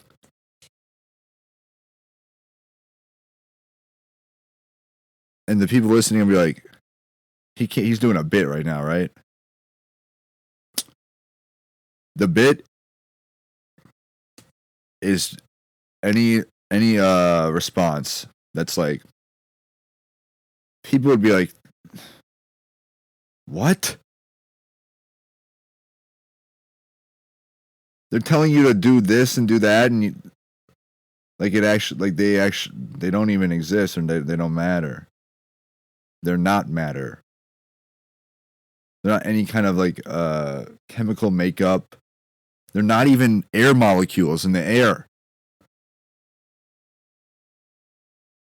And the people are like, that's what they think is a useful.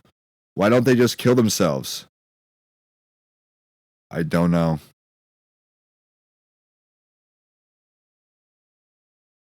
I've been fighting for Second Amendment rights in my head for those things for months.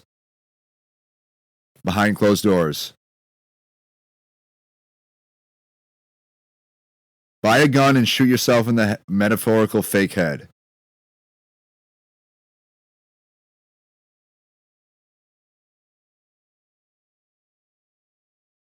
Jesus wouldn't do this.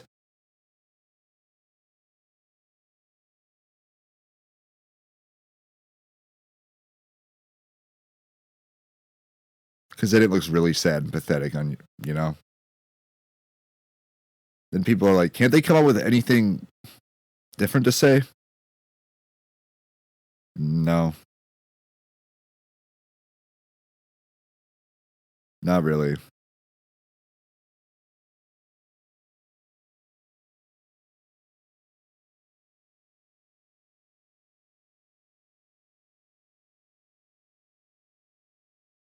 This kid is fucking breaking the internet with this episode. This is what I'm hearing right now. Well, not really. Can you hear something that's not even there? Not something. What's the word I'm looking for? Not even nothing. It's just a blank line where there's supposed to be a word, but there is none.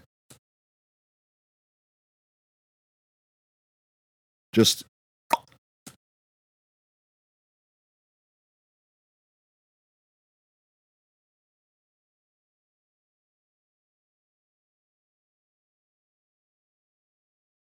I don't think you realize what you've just done.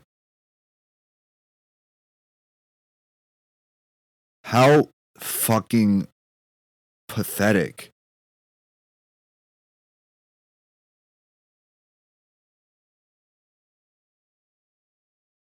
I want to kill myself just from knowing that that's an existence that might exist.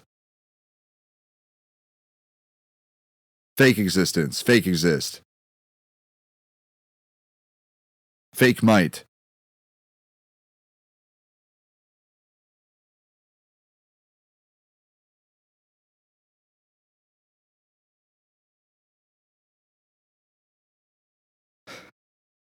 Thanks, man.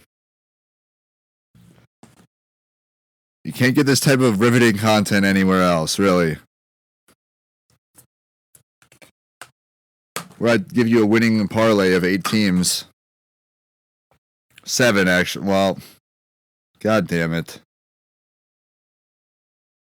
Bucks 6.5, Jets 6, Browns 6.5, Eagles money line, Seahawks -4, Ravens money line, Cardinals money line. We gotta find one more to pick.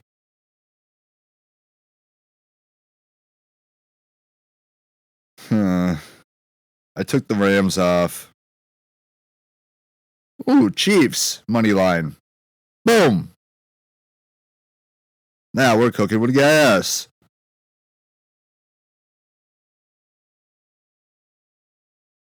Dude, what?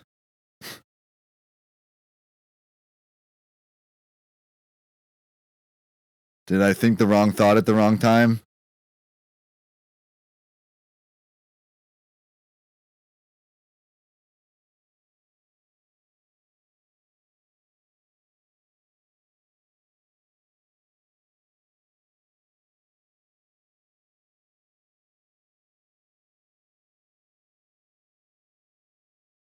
I don't give a shit.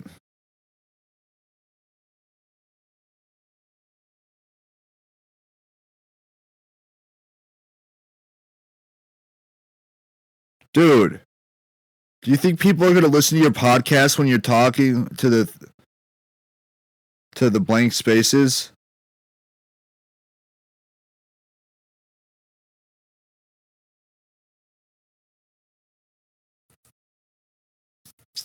The maximum amount that can be won on a free play bet is $1. That's not true. Please reduce the free play amount on your ticket to $1 and resubmit your bet. That's exactly how much I bet.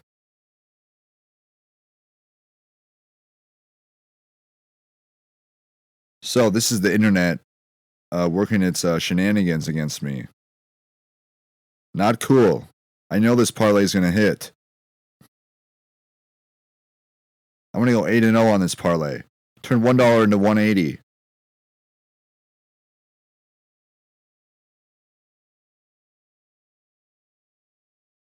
"20 minutes, you've been talking about..." I hope to God this is helping people not have to experience fake mental illness propped up by a fake coma dream. In some way. I don't know how, and I'm not even going to think about it because it shouldn't be happening anymore at this point, in my personal opinion. It's actually, it doesn't make any sense, and I'm not in hell. So that's what makes it so much more confusing. Especially since I believe in God and Jesus. Do nothing for months, and this is what you get. Ladies and gentlemen, I'm not, this is...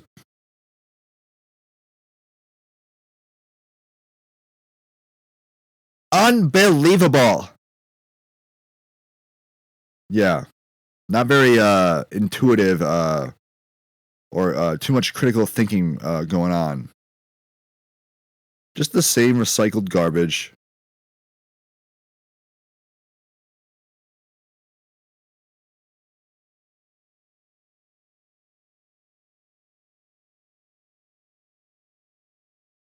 I have never seen someone so open in my life. Huh. Wait, I don't exist and I'm not a human being and I've never lived anything ever.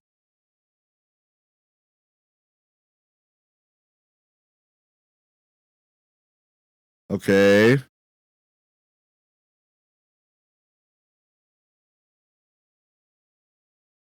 I've heard that a few, like, dozen times. What else? What? Fuck this bitch when you wake up.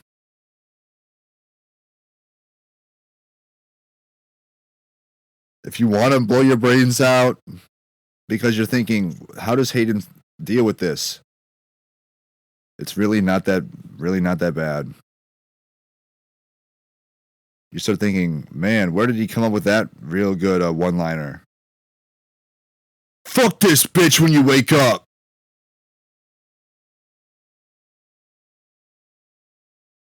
What? What are you talking about?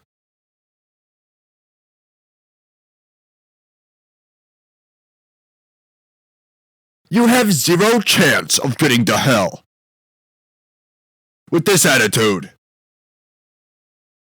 Zero.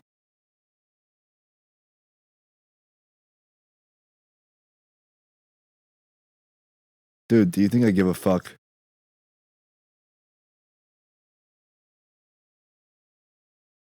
No. Imagine being inserted with an idea or telepathically communicating with God or Jesus or whoever your higher power is. And then the voices being like, yep, yep, yep, yep, yep, to every single one. That's not your idea. And God and Jesus know that they're going to respond to that. And God and Jesus also said, you can't see the light in eternal heaven and ascend into eternal heaven until the voices go away. So they just keep telepathically communicating with you things that they know that the fucking fake coma dream existent nothings are going to respond to. It sounds a bit outlandish and I can't even think of a word to like describe it. It makes no sense. And I'm not in hell. It would kind of make sense if I was.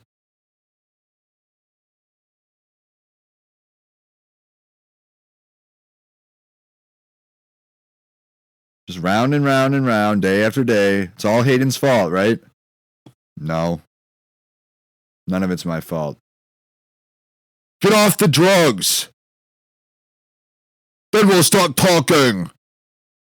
No, you won't. They're even starting to realize now how pathetic they sound.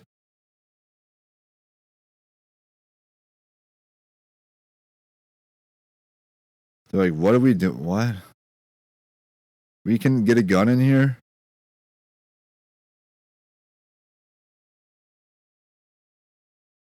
Everything comes back to this moment.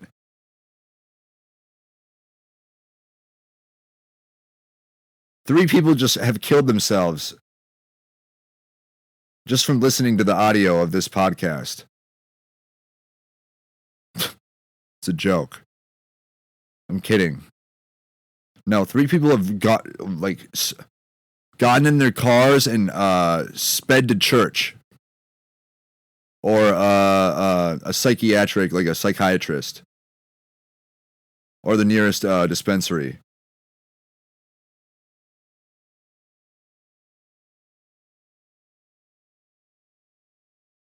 Two hours and 11 minutes and 35 seconds? What? Do whatever you want with your life.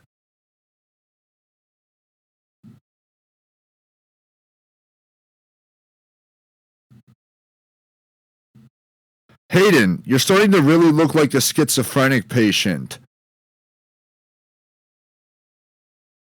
And somehow, some way, by the grace of God, that is such a better existence than yours. Fuck you!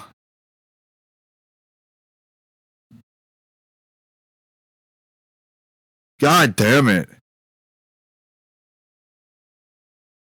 You're pussyfooting around with people's livelihood?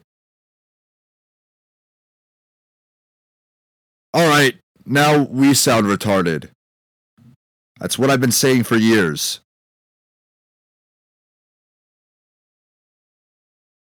Fuck yourself up with that attitude.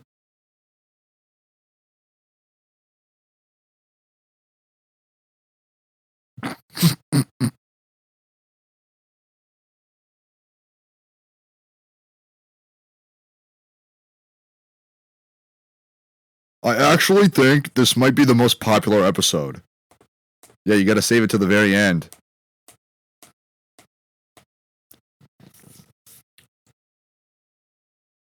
After 2 hours of droning about fucking football and the lines,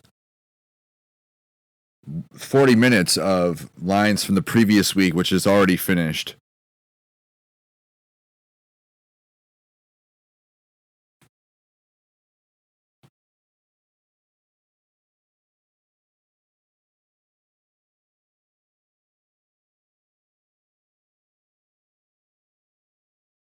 You're making a great big spot for yourself in hell. Like, imagine even having a shred of worry about any of these things. That's from me. That's me talking about all the previous things before what I just said. Not me. It's all just recycled nonsense words.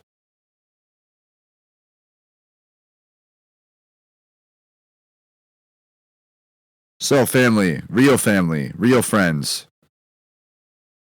I know I haven't seen you in about 2 years. Most of you. Then you may never see me again. Just the way she goes, man. I'm not gonna sugarcoat it.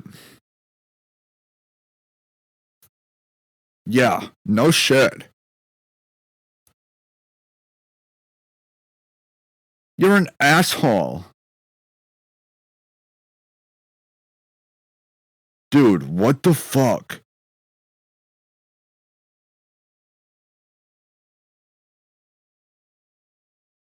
Hayden?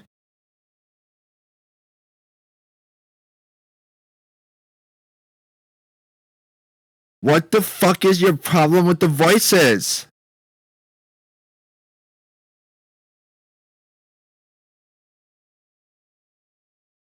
He is not doing well. That's not what I said. Fake said. I'll correct it for you.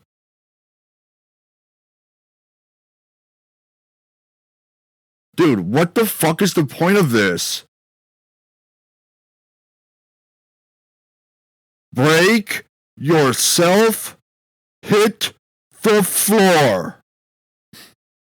I just learned English last week.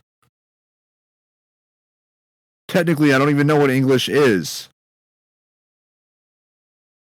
Because I don't have the ability to comprehend anything. Because I don't have a human brain.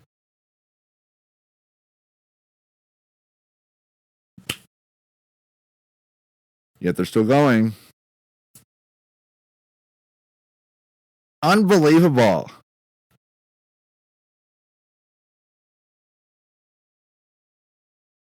I see what's going on here.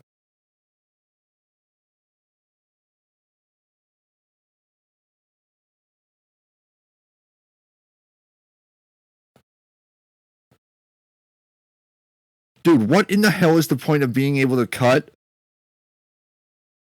up dope and shove it up your fucking nostrils and eat it? Yeah, eat a nice chunk of dope. Well, fake dope from the fake coma dream from the joke that I told a year and a half ago, 2 years ago.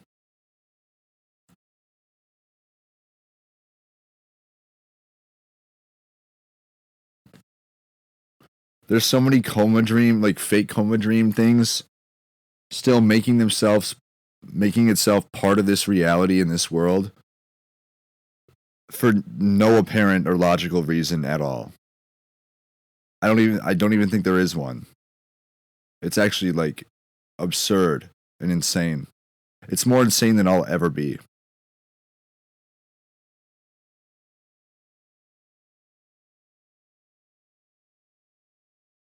Now that's some truth, but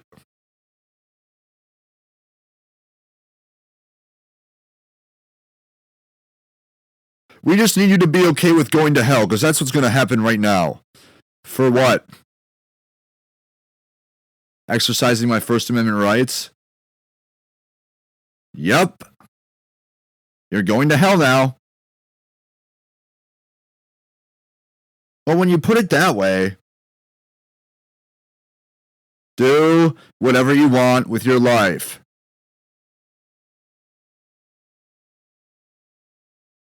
You see the difference?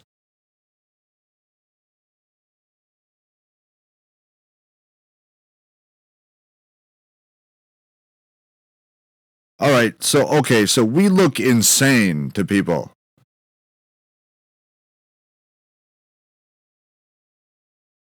For people that want us to be out of Hayden's head, vote down in the polls below. There you go. That's an acceptable form of speaking on your podcast, Hayden. Now you need to just change the way you think a little bit.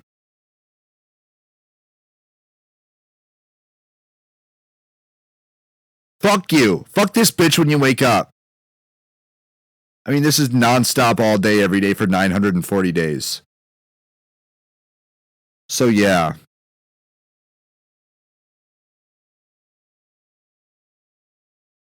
I'm captain of Shutter Island now.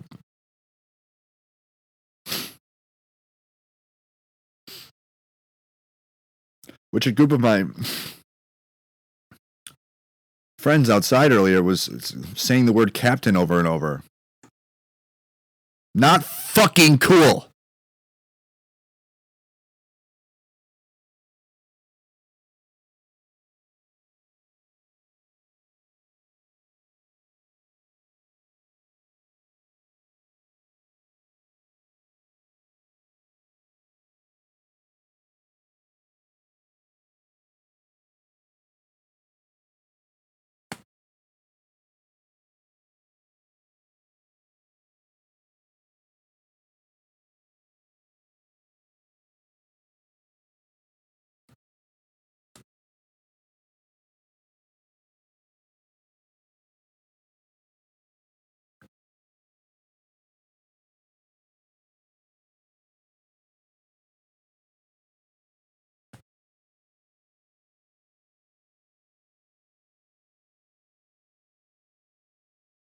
I'm probably just hallucinating. I really hope I am. I really hope to God that I'm hallucinating some of this shit.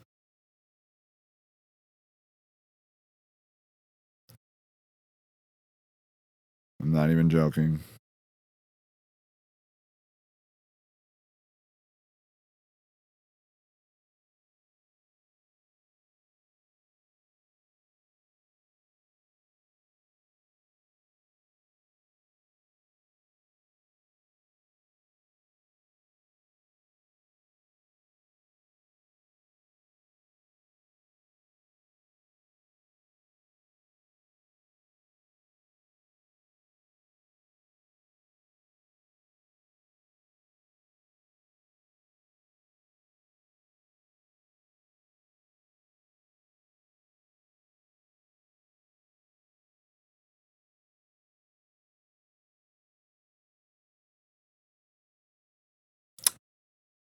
And that's the episode for the most part. I pray for everybody out there. If you feel like Jesus or God is talking to you, just don't kill yourself.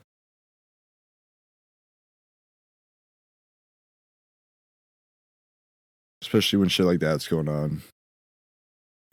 Just remember, you're not in a fake coma dream, so it could be a lot worse. Sayonara. So yeah, it's almost 9 p.m. on a Friday, Saturday, September 20th. And for some reason, once again, some audio was cut out of my recording. The original audio. I don't know why this continues to happen, but it's actually quite concerning, and it is the main reason why I've pretty much just almost lost all hope in the podcast.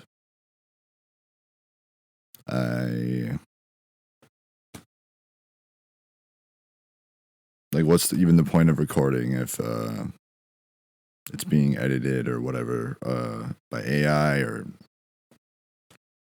what I've talked before about and mentioned before in terms of God and Jesus, or the disciples. I forgot about them. Maybe communicating through AI, or maybe it's a form of evil, sinister. I would hope not. Or maybe AI is that advanced and sneaky more than even God. I don't know how that'd be possible. But eventually, you got to be like, isn't there just like too much information flowing in at once as God? How does it even all work? I'd be interested to see. Try it out for, like even a second would probably be like, you're probably aged like 60 years.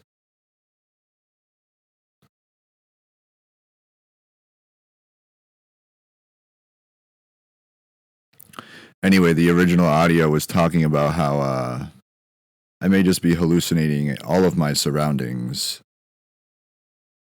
It was removed. Unlike me from my surroundings, or my surroundings from me, and placing it with the real surroundings, which actually may be, like Shutter Island, or One Flew Over the Cuckoo's Nest, or American Horror Story Asylum, one of those ones. But I imagine that hallucinations at this point, with everything I've touched on before, I'm not going to keep repeating the same shit. It's just, I want to clunk myself over the head with a baseball bat, droning on and on about the same shit over and over. And then the cooking starts.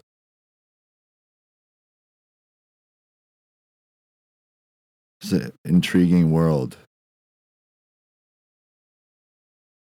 One where I would like to see the fake coma dream die, personally. I don't really know why it's still kicking and somehow able to survive. It's like I'm gonna look up the oldest person ever to live. Oldest human being of all time. But I imagine I'm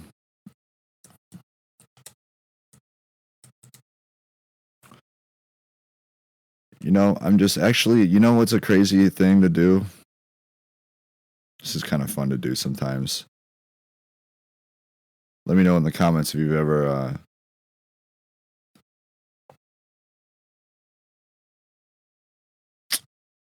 there's a bunch of different oldest people, of course. Can't get one straight answer. Jesus, man. I imagine it. Fuck. See, I was just talking about something and I don't forget shit like that. So that's the kind of shit that pisses me off. But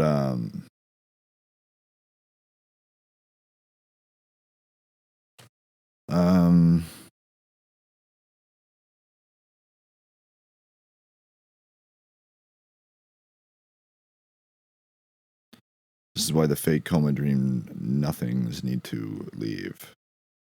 And I need to retain my throne on Shutter Island, on the top of the hill there. Where we have, me and all the other patients, even Ward C, have stormed we killed all the guards, we killed all, we kept a few of the hot nurses and women workers there. I know some of the women wanted to keep a nice male stud in a jail cell that they could try to get hard, and maybe he'd fuck some of them. Try to repopulate the island. Much like I never finished this story when I mentioned it. The island in the Indian Ocean, where this I believe he was a priest, or maybe he was just a very religious man. He heard about this island where I believe it's about 300 native tribe members who have never left the island. They only speak one language that nobody else in the world speaks. And they're all pretty much incest, you know what I mean? Who else are you gonna fuck there? And eventually, once, there's probably other people there, but once they start running their beaks and you got like 80% family members, you're just gonna start to beat the shit out of them and probably cook them on a fire. Because when you're on a small island like that, what the fuck else are you gonna eat? Hopefully, some pastor will show up wanting to spread the word of God. And before he even makes it to the beach to kill every single one of the native tribe members due to giving them the common cold, because they have no immune system and no tolerance to any outside bacteria or viruses or fungi. They literally have no exposure or resistance in their immune system to any kind of outside disease that is not they have not contracted on that island themselves. So literally the common cold would wipe them out.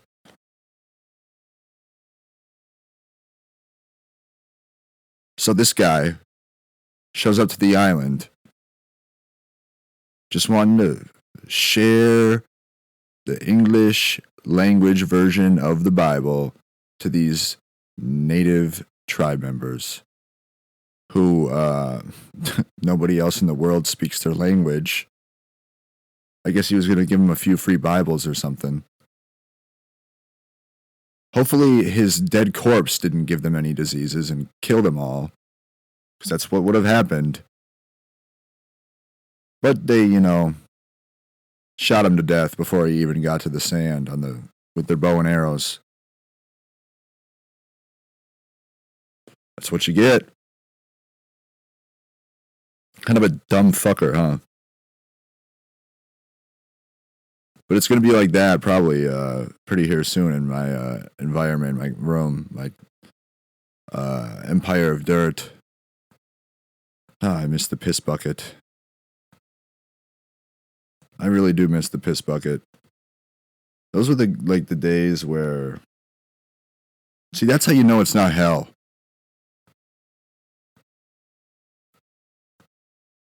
That's how I know it's not hell.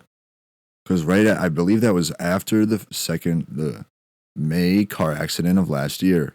Or maybe it was just before. It doesn't matter. Kind of does, because that was a really fun moment. The piss bucket. I call it piss bucket, but it was like chemical waste. And the fact that you can make... And maybe my senses were deceiving me, but I don't think so. I remember asking my neighbors if the rainwater smelled, because it was raining for 3 straight days. Actually 4 or 5, but only 3 of those did it smell like the piss bucket.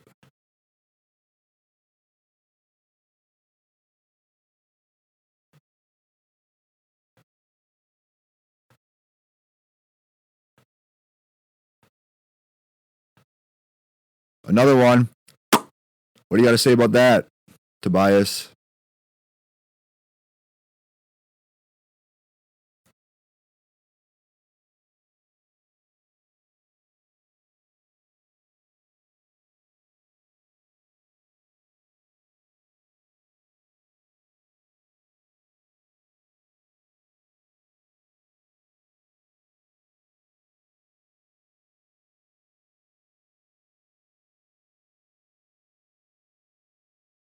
Anyways,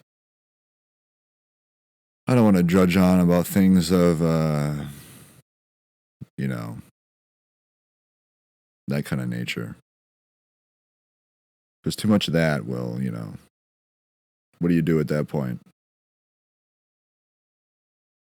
Because I don't want to withhold information about piss buckets and all the kind of mixture of liquids and all that kind of shit. And I also don't want to, what did I say? Withhold information. I don't want to share too much about how much like blood and cum and other internal like bodily fluids are in there. You know what I mean? That's when you get real skitzed out.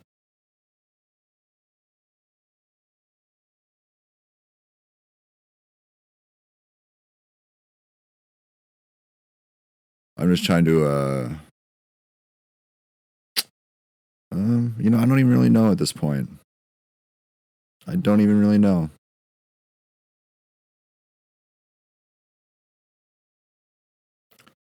I was going to talk about,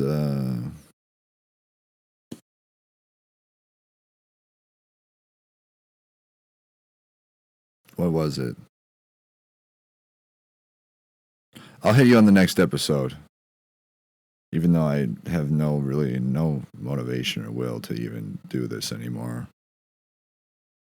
And I love recording the podcast or whatever. This one's been too long, though.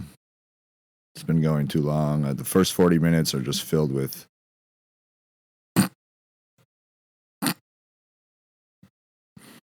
week 2 NFL picks. Or me going over the picks, I believe. Yeah. I believe it was on Monday. I recorded, or Sunday night of Jesus. September 8th. 12 days ago. Or maybe more. I don't even know. I don't care. Nobody else cares either. Yeah. Great. But yeah. The audio that was removed, I forgot to finish the little joke I had, which it is not even really a joke. It's just like my like I might even be like I never even really thought for real that I may possibly be hallucinating any of this stuff that I was talking about. So, just listen to the next step. You might learn a few things about hallucinations. And, hopefully I'll be not a follower and a leader here coming up soon. Leader of all the lovely people on Shutter Island. Because I'm just imagine like living a life and then being like, wait, so those were all hallucinations, or were they? Or are you a hallucination telling me this right now? And then like just imagining all of my entire surroundings actually being Shutter Island and not Newport fucking bum shithole Newport, Minnesota.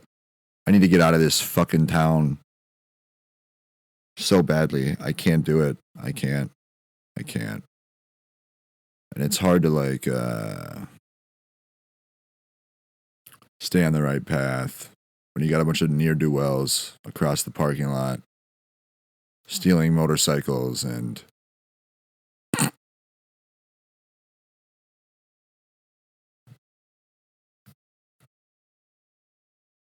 oh, and when I pressed play on the audio that I was listening to earlier, quite a few hours ago, the first word that popped up that my recorded audio said was snitch.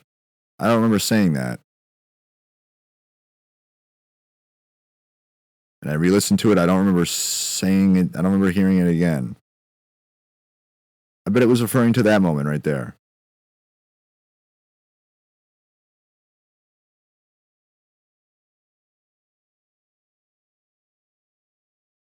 And then you, yeah.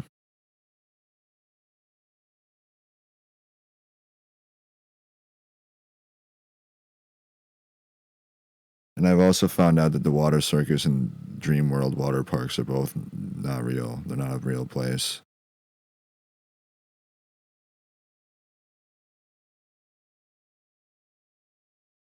Which is so much more depressing than my entire life.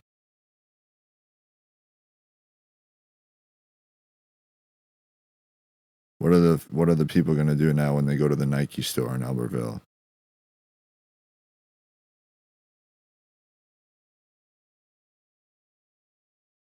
I wonder if Eagle Brook has any churches up there that far north. They should. I always wondered if money laundering was like if money laundering in churches was a good idea or not. Tax free. Open your Bible and do something with your life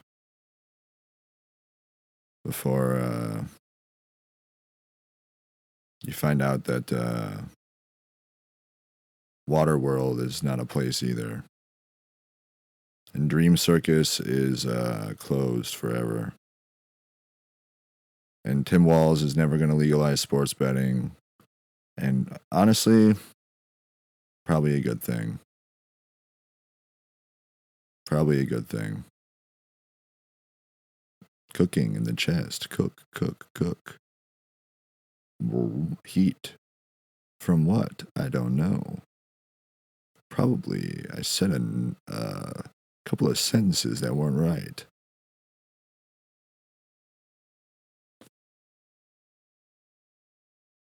Bye.